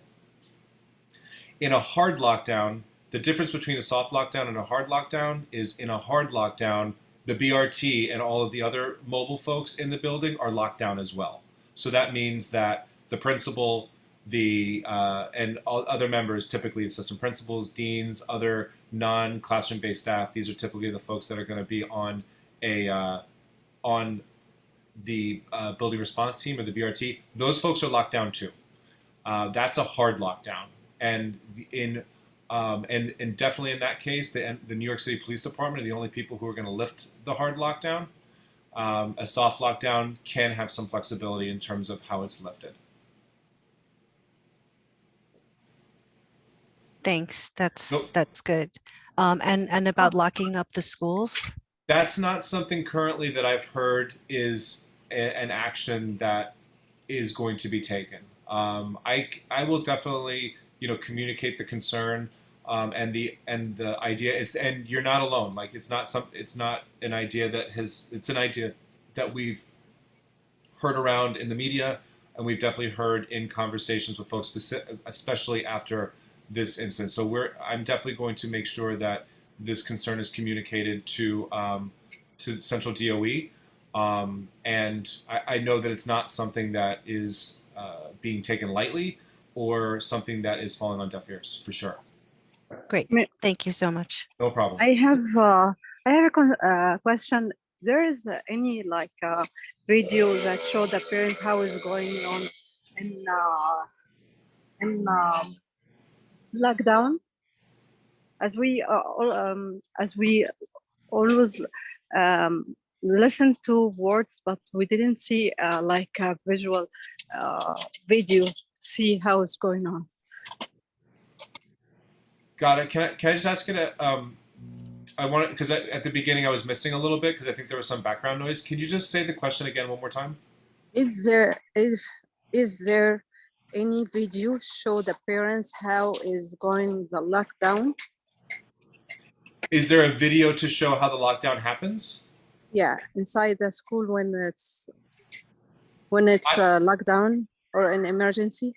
I don't know. How do you do it?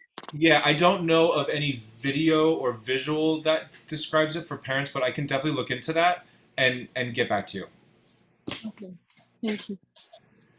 David, one question: is there locked doors the teacher always do it from outside or inside? How does the teacher lock the door? They lock door from outside or inside or from From the outside. from outside? That's right. They have to open the door and lock it from the outside. Okay. In general, classroom doors don't lock from the inside for safety purposes, so that, in general, school doors lock from the outside, not from the inside, so that you can always get out. Thank you.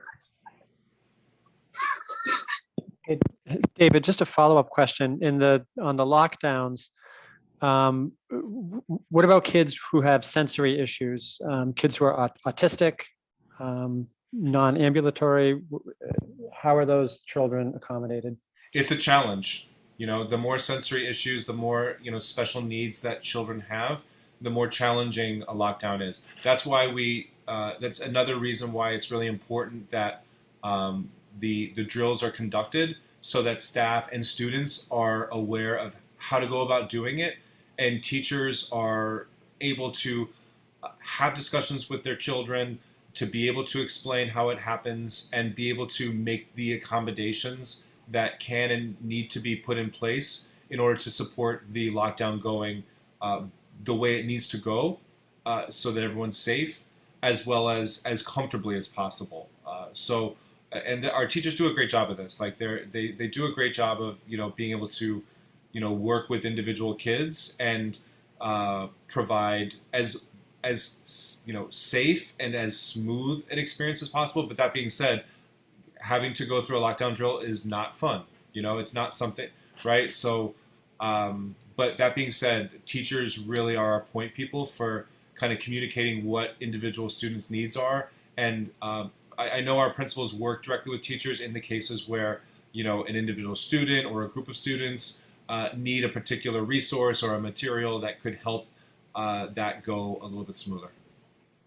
And just another question. I actually heard this from another parent relayed to me. It didn't happen in this district. It happened in another school district. But there was a child who wrote, he was sort of writing in English or whatever about, the shooting. And he wrote a story about how it made him, nervous and scared, and how he wanted to bring a gun to school to defend himself. And 6 police were called to the school as a result. I don't know necessarily the veracity of this. Like I said, I heard it secondhand, thirdhand. But it's the larger question about, I guess, what is the determining set of circumstances when the actual NYPD would get called? Who makes that determination? In particular, for a situation like this, where it's just a child who was, from what I understand, the child was just sort of expressing their feelings on paper. And as far as I know, they didn't actually have a gun in the school. So just curious how that decision-making process works. We take comments by children of extreme nature like that, including bringing a gun, very seriously. So in cases like that, those are times when the police can be called to respond to that kind of thing. And that's not the only kind of instance where such extreme statements, comments, written or verbal, can spur contacting the police department. And it's in an abundance of safety. I think that we're starting to see an uptick in these types of occurrences, because I think that, and because of that, I'm glad to hear that this wasn't in our district, but it's something that we're starting to really think about in terms of how we are communicating with, large groups of kids, with our classes, with our grades, in terms of what's okay and what's not okay to say. Because we understand that while, children may not mean it, the alarm that is caused by such extreme statements really requires us, as educators, school leaders, and being responsible for everyone's children while they're in our care, to take the utmost precautions and caution to make sure everyone's safe. And safety is first, right? Safety becomes before the learning.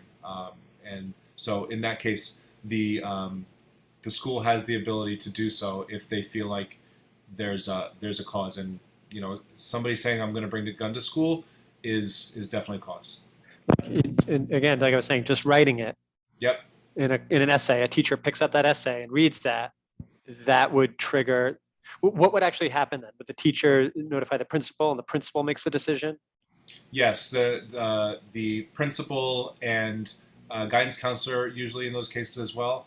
But if they're seeing that a child is writing, "I'm going to bring a gun to school," the appropriate response is to notify our safety division and the NYPD. Okay. Any teacher can do that directly. It's supposed to happen through there is a protocol for how these concerns are communicated to the school leadership. Okay. I have more. I'll try to limit my questions. But any other council members right now? Tamara, did you want to ask Superintendent a question? I see you have your hand raised. Yes, I would if it's all right with everybody. That's fine. Yeah. Okay. Good night, Dr. Prado. I have a child at Fort Hamilton High School, and like a few weeks ago there was like the 4 days of the bomb threat, and a student getting arrested and so forth. But what happened for 2 days at that school, it was like emergency evacuations, right? And it was to the point where like a lot of the kids didn't really know where to go. So like everybody was evacuated onto the fields, right? And that field is not equipped to hold like 4,200 kids plus 500 staff members. So is there, do all the schools have like an emergency protocol for if they do have to evacuate right away? Is every safety plan equipped with that? Because a lot of the parents had no idea what was going on, and many of the kids left school, like they were climbing the gates and everything because they didn't feel safe. They had no idea what was going on because it happened so fast, and they just were told to get out of the building. Like they didn't, there was like no like plan B, like what to do, and a lot of the kids didn't feel safe that they just left. So is there like something, in the future that, each district could come up with to have like an emergency protocol when it comes to something that has to happen fast like that? Sure. Yeah. So I can't comment on the individual school. I don't as you know, I don't work with the school, so I wasn't involved in that response. But all schools do have secondary and tertiary evacuation sites in the event that they need to relocate. So in the event that we have an evacuation and the decision is made that children cannot re-enter the building, then they do have secondary and tertiary school sites that they can walk to, and in order to be able to be housed in a school and then be reunified with families later on. So all schools have that in their safety plan. And then typically in an evacuation where they don't initiate the secondary sites and relocate, this is because the plan is to either assess the situation and they haven't determined whether they need to relocate, or there's no intention to relocate, like in an evacuation drill. Like we're going to evacuate and then we're going to go back in the building.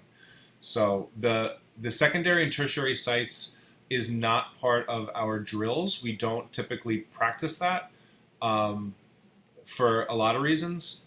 But in general, schools do have a plan for where to go if they can't go back, if they're told that they can't go back in the building.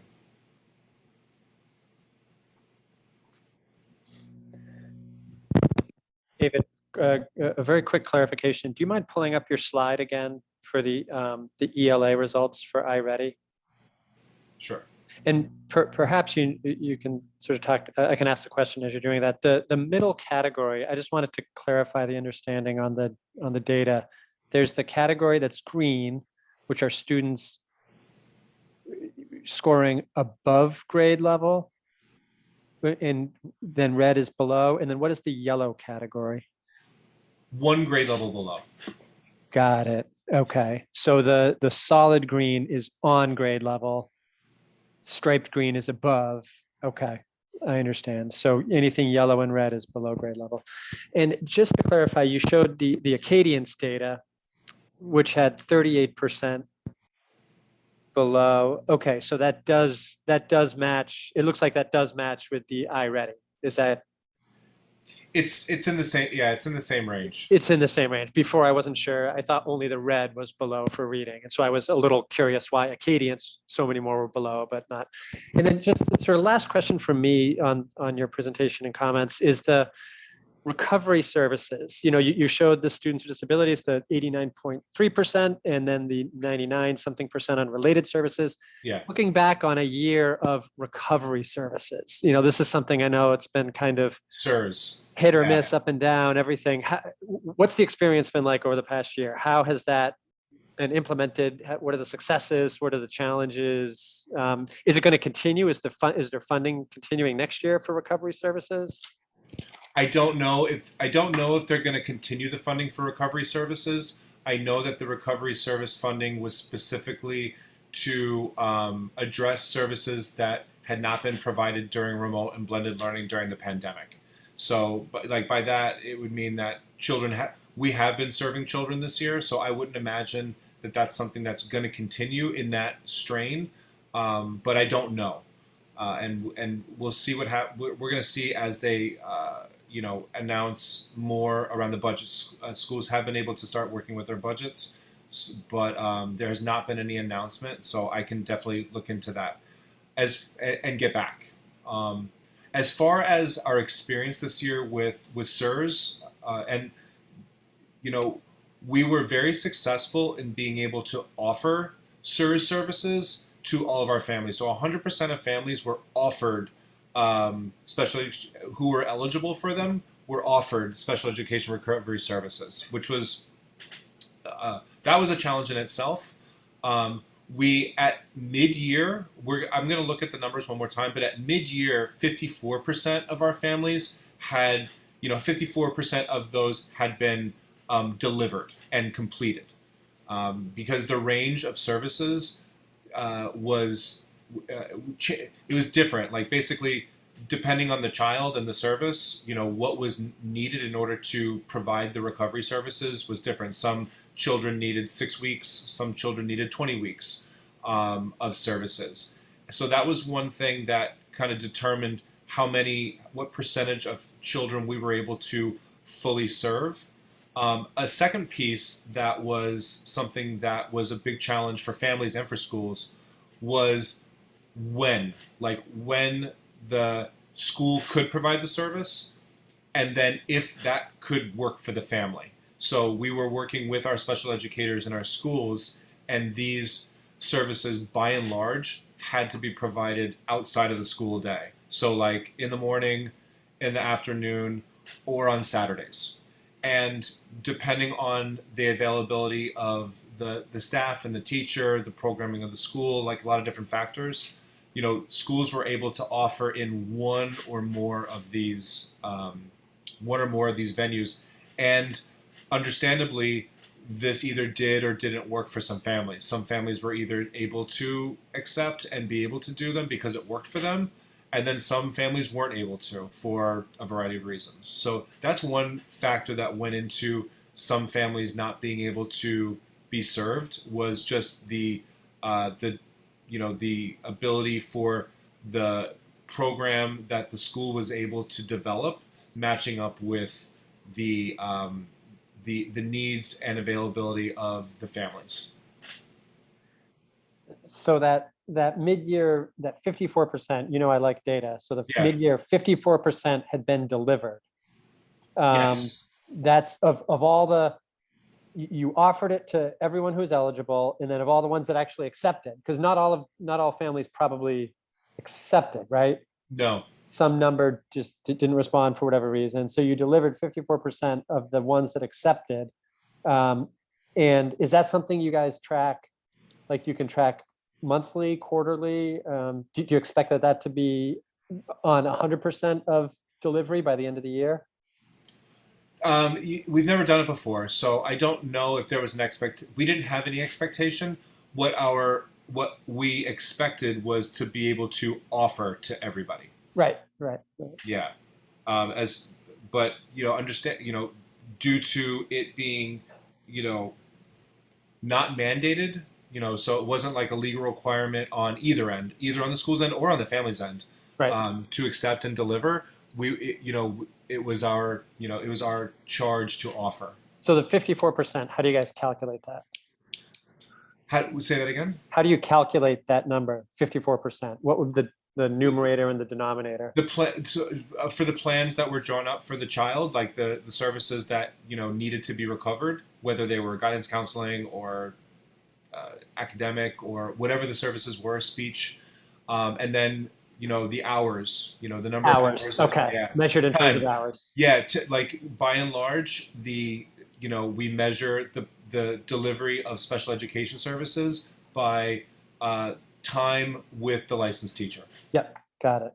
And then is there any way to track the efficacy of this? I mean, this is obviously supplemental, right? Is there, and this is, I realize you have limited staff and you guys all have tons of things to do, but is there any way to track how efficient recovery services were at doing what they were supposed to do, which is help kids recover from the learning loss? Is there any kind of metric? Do you guys look at that? No, we haven't looked at, I haven't looked at specifically the children who received recovery services.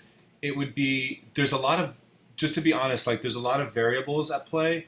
We would have to make some decisions around just which children to hone in on to see whether or not they directly correlated with impact in whatever metric we want to look at. If we want to decide on reading or if we want to decide on math or both, that would, we'd have to, a lot of decisions would have to go into it.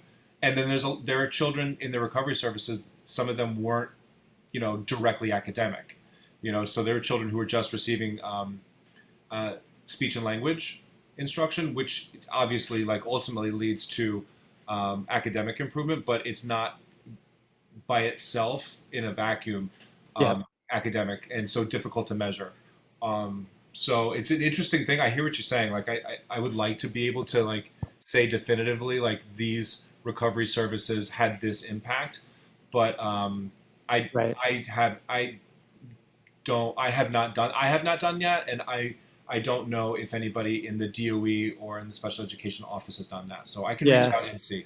It's a fair answer. Thank you for that. I know it's complicated. It totally makes sense. To be honest, I'd be surprised I'd love it if the DOE did it sort of at a centralized level. In theory, they have sort of people and resources that could, develop a system to reach out to every district. But anyway. Yeah, I think the priority for the DOE was because special education services are a legal mandate. Yeah. And despite the fact that the federal government and the state gave us a waiver and didn't require this to be done, the department did it anyway, and to dedicate funding to do it. So I think that was the priority, making sure that we provided. No, I get it. Yep. Any other questions from council members for Superintendent Preto? Oh, no, I just wanted to go back to what Tamara said about the protocol with the school. I feel like every parent should have their own contingency plans with their own kids. I'm just mentioning that. If talk it over, calm them down, and tell them if it's at the end what happens, where you're going to meet them, and where they should stay. I agree with Elizabeth. So Elizabeth, it's a great point. Every school has what's called a reunification plan.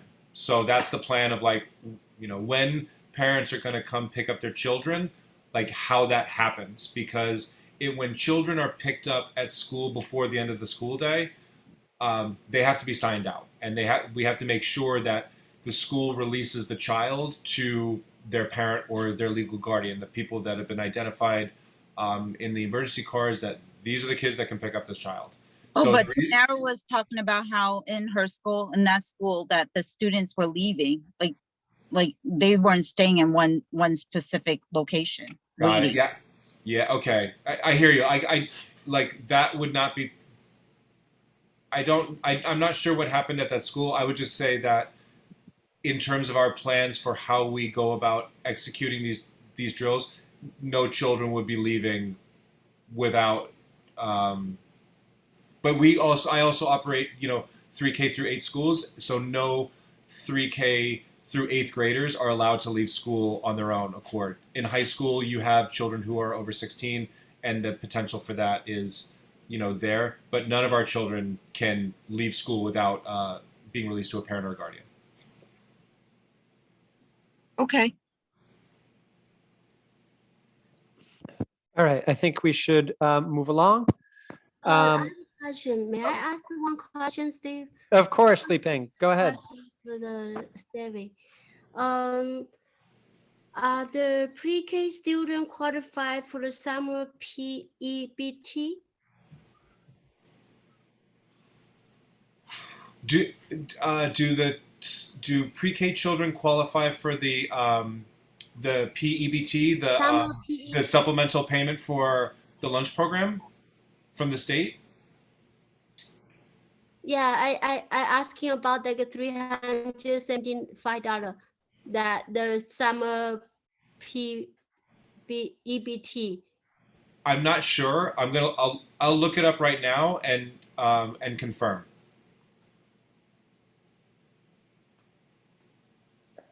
The PEBT funding comes directly from New York State. It doesn't come from the DOE, and the state automatically loads the money onto those PEBT cards that were distributed in the pandemic. So we don't control that.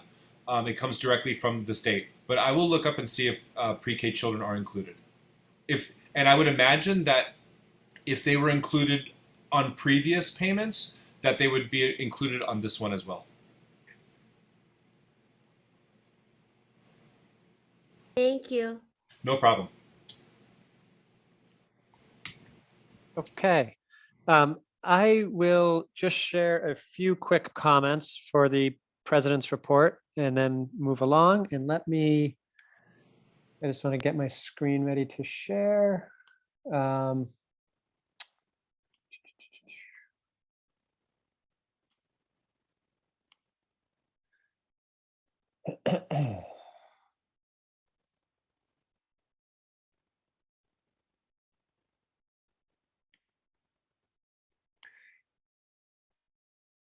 Okay, so as was mentioned previously, on May 27th, we had a legislative breakfast, very well-attended event, about 90 people there, 6 elected officials. And we have, as you can see on the screen, we now have some of the photographs from the event posted on the website. So please, if you have some free time and anyone who attended, you can go to the website, check it out. And by the way, there were many, many more pictures than are on the website. And so if anyone in particular would like to reach out and see if we have any of you, please just email Natalia at cec20 at schools.nyc.gov, and we can take a look, because there were hundreds of pictures taken. And the event was very, very fruitful, very good discussion with the elected officials that were there.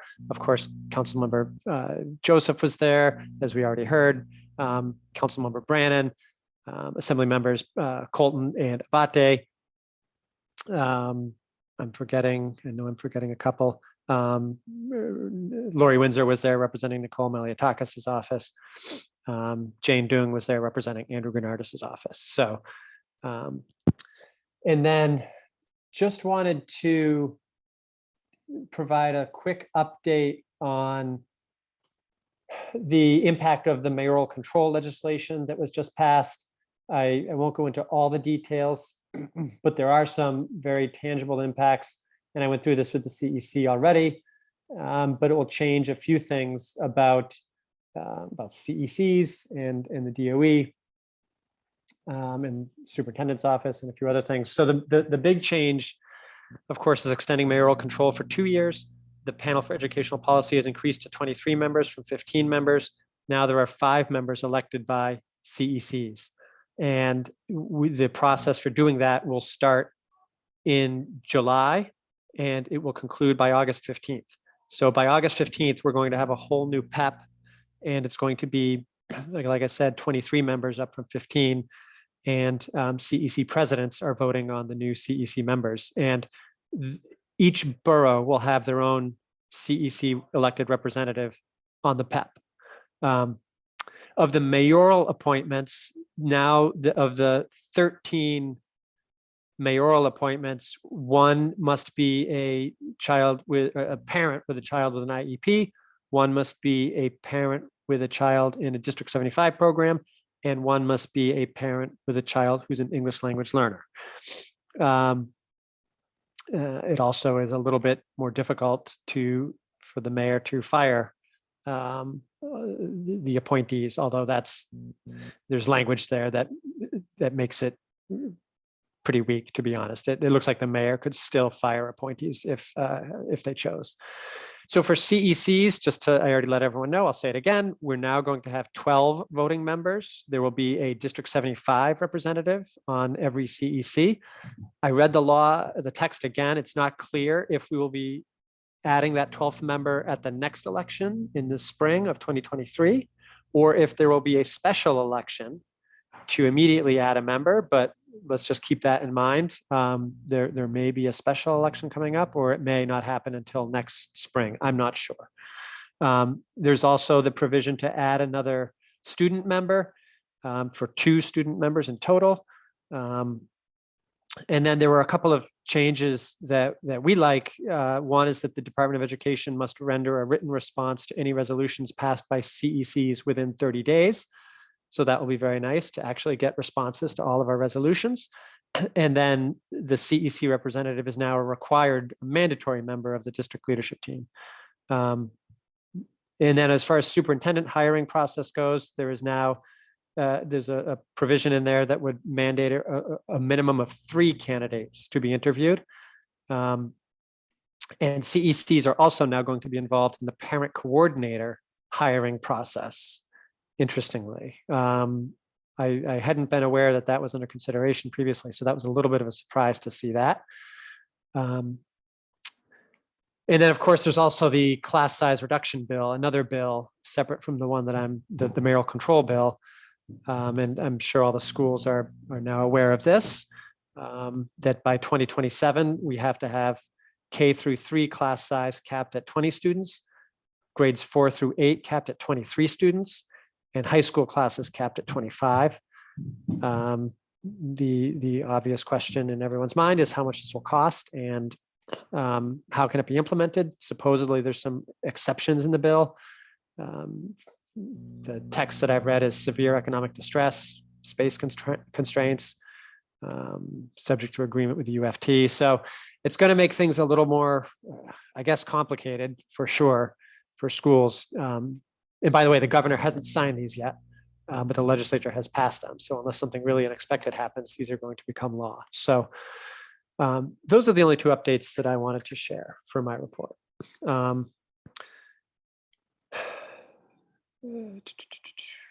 Council members, any questions on those things? We already sort of discussed those. I don't think there's, if there are, you can obviously let me know offline. Steve, I have a question about so when we get the next year, the meeting calendar, like we don't know what's the day for the next month and the next meeting day like that. Yeah, good question. Natalia, do you have that set up yet? The date for the next meeting I had posted on the flyer. Hold on, let me see if I can pull it up. But it's the second Wednesday. That'll be July 13th. And then Natalia, so how about setting up the full year calendar? Yeah, that'll be done for the next meeting. Okay. You hear that, Lipeng? Yes, thank you. Thank No you. problem. Thank you. No Nadia. problem. And it looks like Superintendent Lipeng, just so you know, it looks like David just posted some information on the EBT card eligibility in the chat. Yes, I saw that. Thank you very much. Great. Okay. We are now on to public speaking. Natalia, do we have anyone signed up for public speaking? The approval of the evaluation. Oh, right. I forgot about that. So we will now vote on approving the evaluation. So the way that this works, and Steve Weiser, please correct me if I'm wrong, but we will take the vote in the public meeting. Any discussion of the details of the evaluation, we will adjourn to an executive session.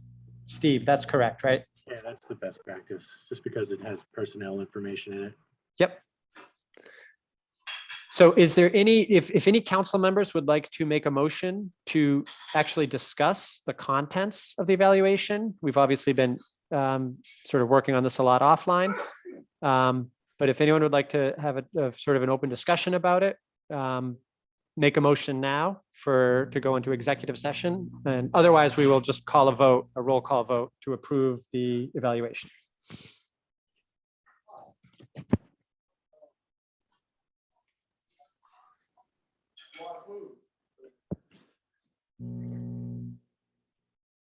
Okay, I don't hear any motion, so let's proceed with a roll call vote to approve the superintendent evaluation for school year 2021, 2022. Okay. Actually, yeah, Natalia, you do this one, right? Yeah. Yeah. Okay, Steve Stowe. I vote yes to approve. Okay, Jennifer Hu. No. Okay, Elizabeth Chan. Abstain. I need to go through it more. Thank you. Okay, Vito Labella. Okay, we'll come back to Vito. Marie Brugueras. Yes. Okay, Gara Amin. Yes. Okay, Yona Isufi. I would like to abstain. Okay, Li Ping Zhang. Yes. Okay, Maya Rosenblatt. Yes. Okay, Joyce C. Yes. Okay, and Kevin is excused. Vito Labella. Vito says he's trying, he just got. Okay, he's in the waiting room.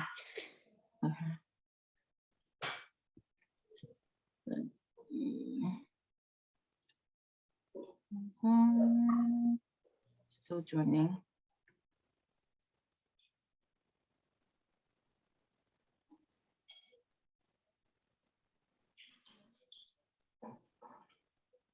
He must not have good services. Taking a long time for him to put him into the room.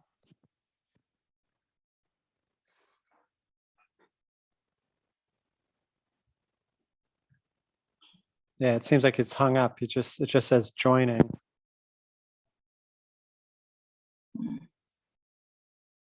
Jen, I see your hand is up. Did you have a question?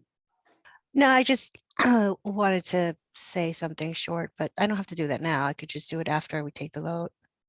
Okay.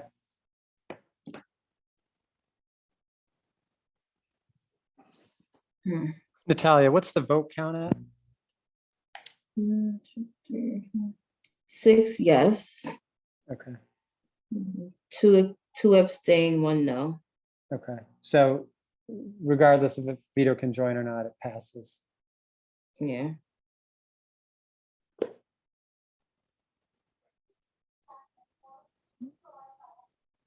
Let me just see if he has any, he's texting me. Hold on. Yeah, he's having trouble logging in, I guess. Not letting me back in, he says. Okay. So maybe he can text you his response if that'll work. Steve, is that allowed to text in a vote? No. It's not, right? No, it's definitely not. Okay. It looks like maybe he just got in. No. Right. Let's try again. Okay, I think he's in now. Let's see. Wait.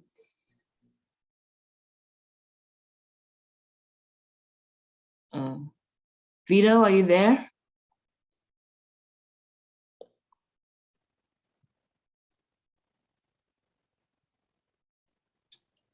I guess he's not. I think we can move on. Okay. So the motion passes. May I? Steve, I'm here. There you are. Hey, Vito. Vito, we were just voting to approve the evaluation. Give me a thumbs up. Yes. Okay. Okay. Yes. Thank you. There'll be 7 yeses. So, Steve, can I sort of? Yeah, go ahead, Jen. Thank you. So I just wanted to say a little bit about why I voted against it. I feel like this evaluation reads like a litany of complaints to push a specific agenda, which doesn't reflect my personal opinion of Dr. Preto's performance. And I just want to explain that we were given a form to use, and the comments I gave on the form correspond to the specific sections on the form. And our comments were then taken out of the form and reformatted into the summary that was eventually presented to Dr. Preto. And this reformatting process created a document that is, in my mind, not a mere compilation of comments, as the vast majority of words reflected in the vast majority of the words reflect a bunch of well-known opinions and agendas of a few. Opposing views were not really given the same opportunity for inclusion. There was no opportunity provided to come to a consensus as a group to do any of this process in this way. Had I known that these comments were to be reformatted at all or divided into parts, I would have written my comments differently. The summary was presented to us yesterday for feedback.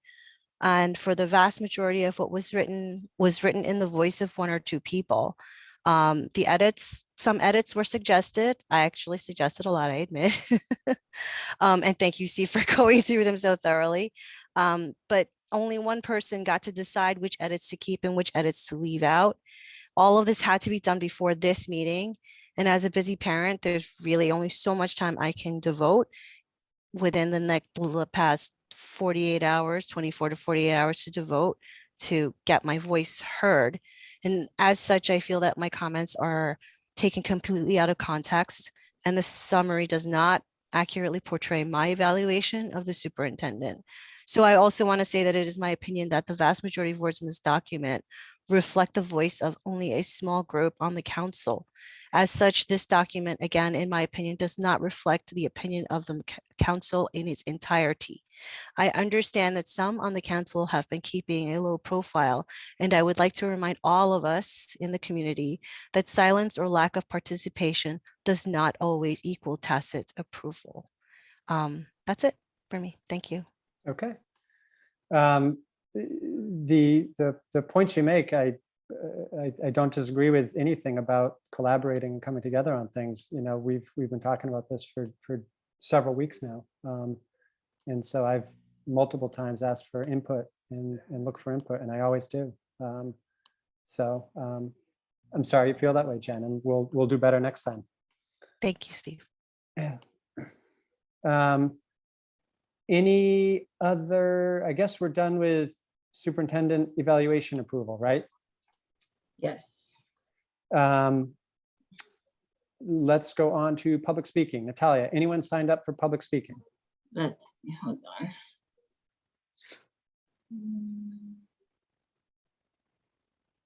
Oh, I have no responses. Hold on. And does anyone in the meeting at this time want to speak? Any meeting attendees?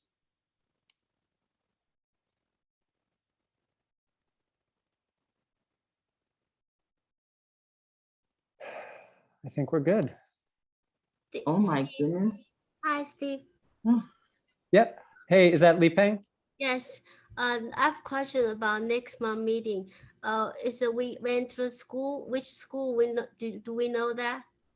We don't. It's a good question, but we have to pick a location. So we will do that very soon, Li Peng.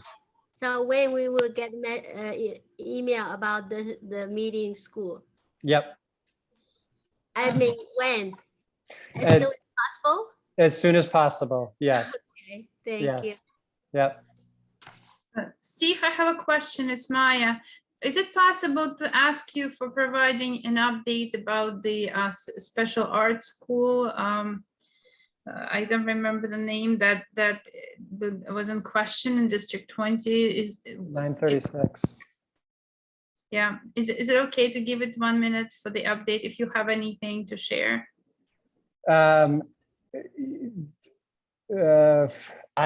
Let me think. I feel like every time this comes up, it snowballs into something much longer than we wanted it to. I don't have anything to share. The town hall, Maya, were you at the community engagement session hosted by Dr. Preto a couple weeks ago? Yes. That's the most recent that I've heard. Okay.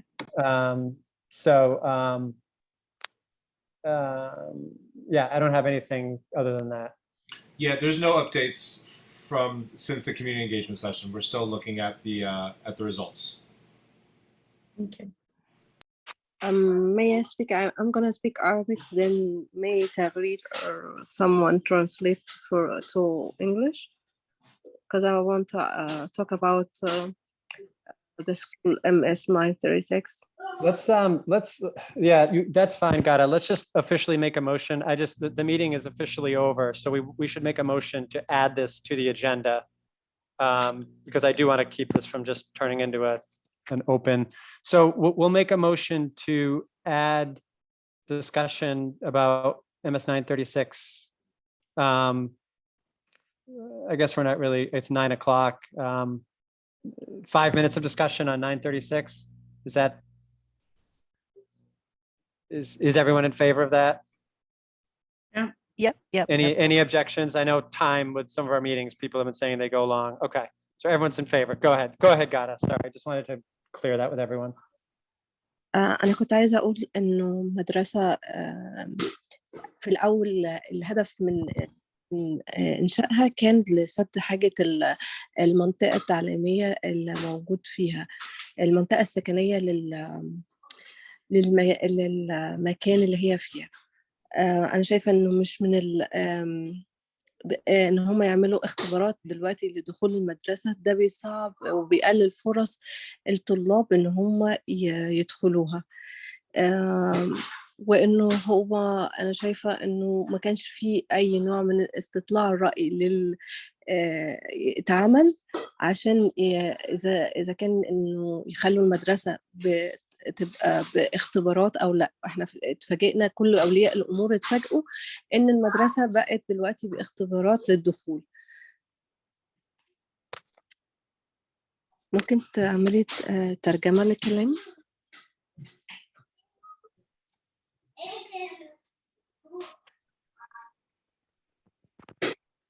Did the Arabic interpreter hear that? Get all that? الصوت مش مفتوح. The voice, unmuted voice.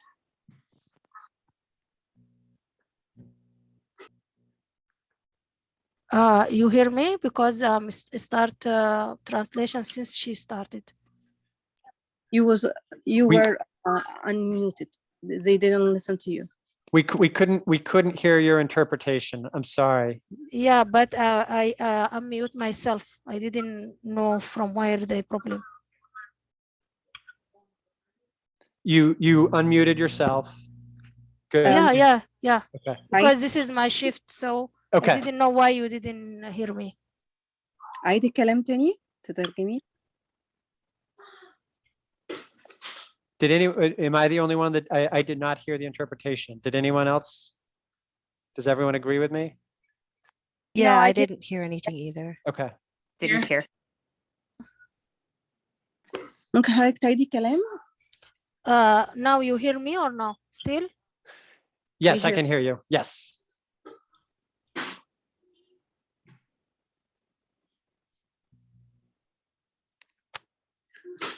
المايك اتقفل.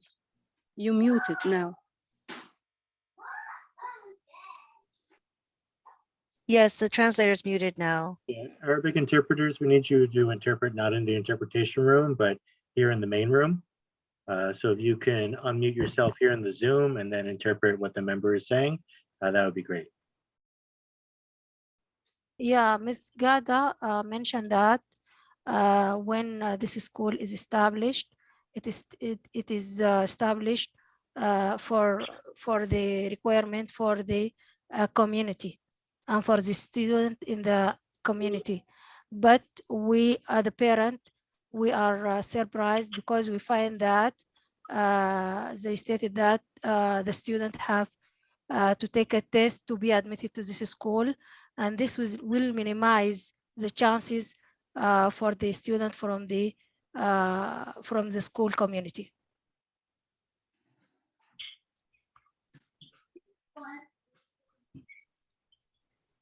من غير أي إعلان مسبق أو إن هم ما عملوش أي زي فوت لأنه هم أو ما شاركوش، ما كانش في مشاركة من أولياء الأمور يعملوا الاختبار دوت ولا لا، يبقى للمدرسة دي addition ولا لا.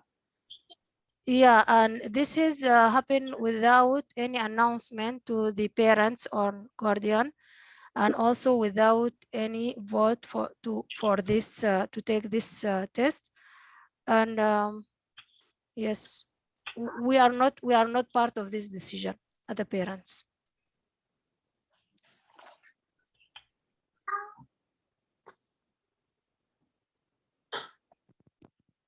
Was that everything, Gada? هذا كل شيء يا غادة؟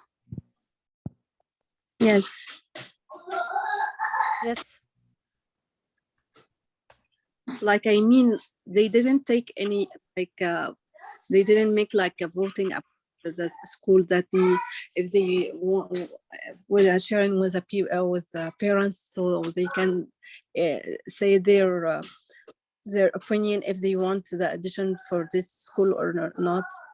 In the beginning, as we know, in the beginning, the goal for this school was to serve the community, especially from this community or the place that it serves. Many kids need to go there because always they in Sunset Park area, always the parents there complain about there is no place or they always lose places in McKinley, and they want like the same school in the same level like McKinley to serve their students or to take their kids.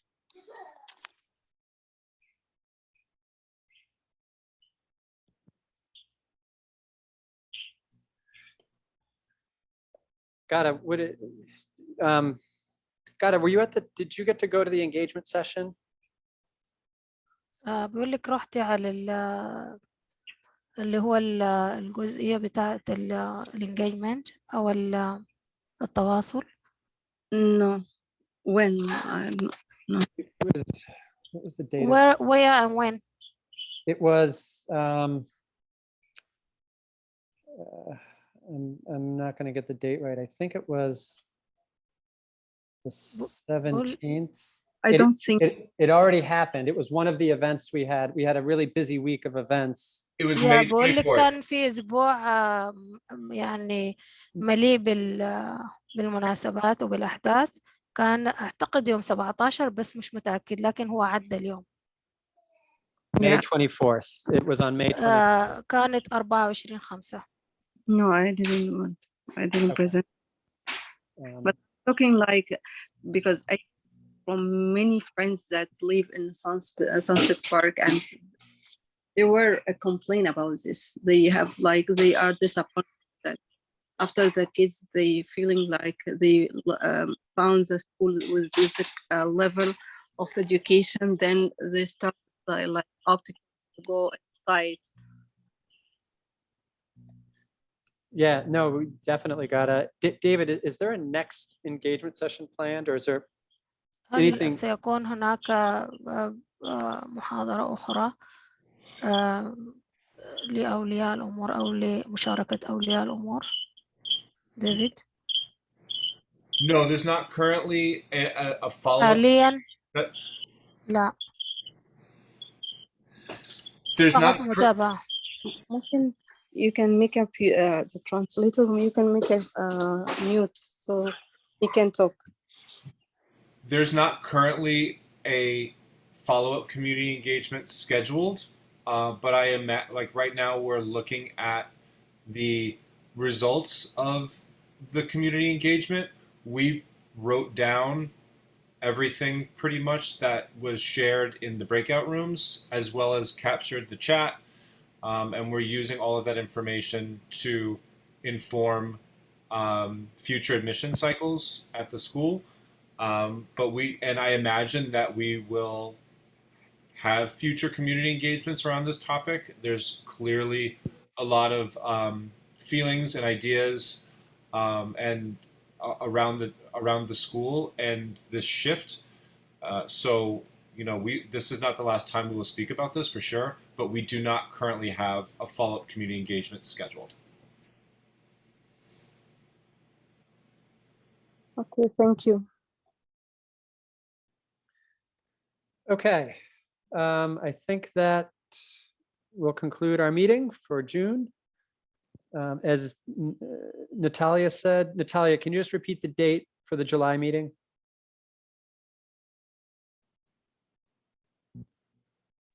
Okay, so that'll be July 13th, the second Wednesday. Great.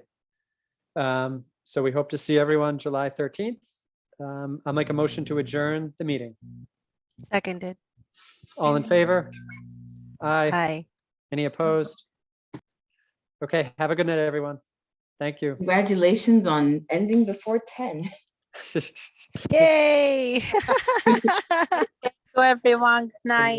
Good night, everyone. Hi, everyone. Thank you, translators, for staying to the end.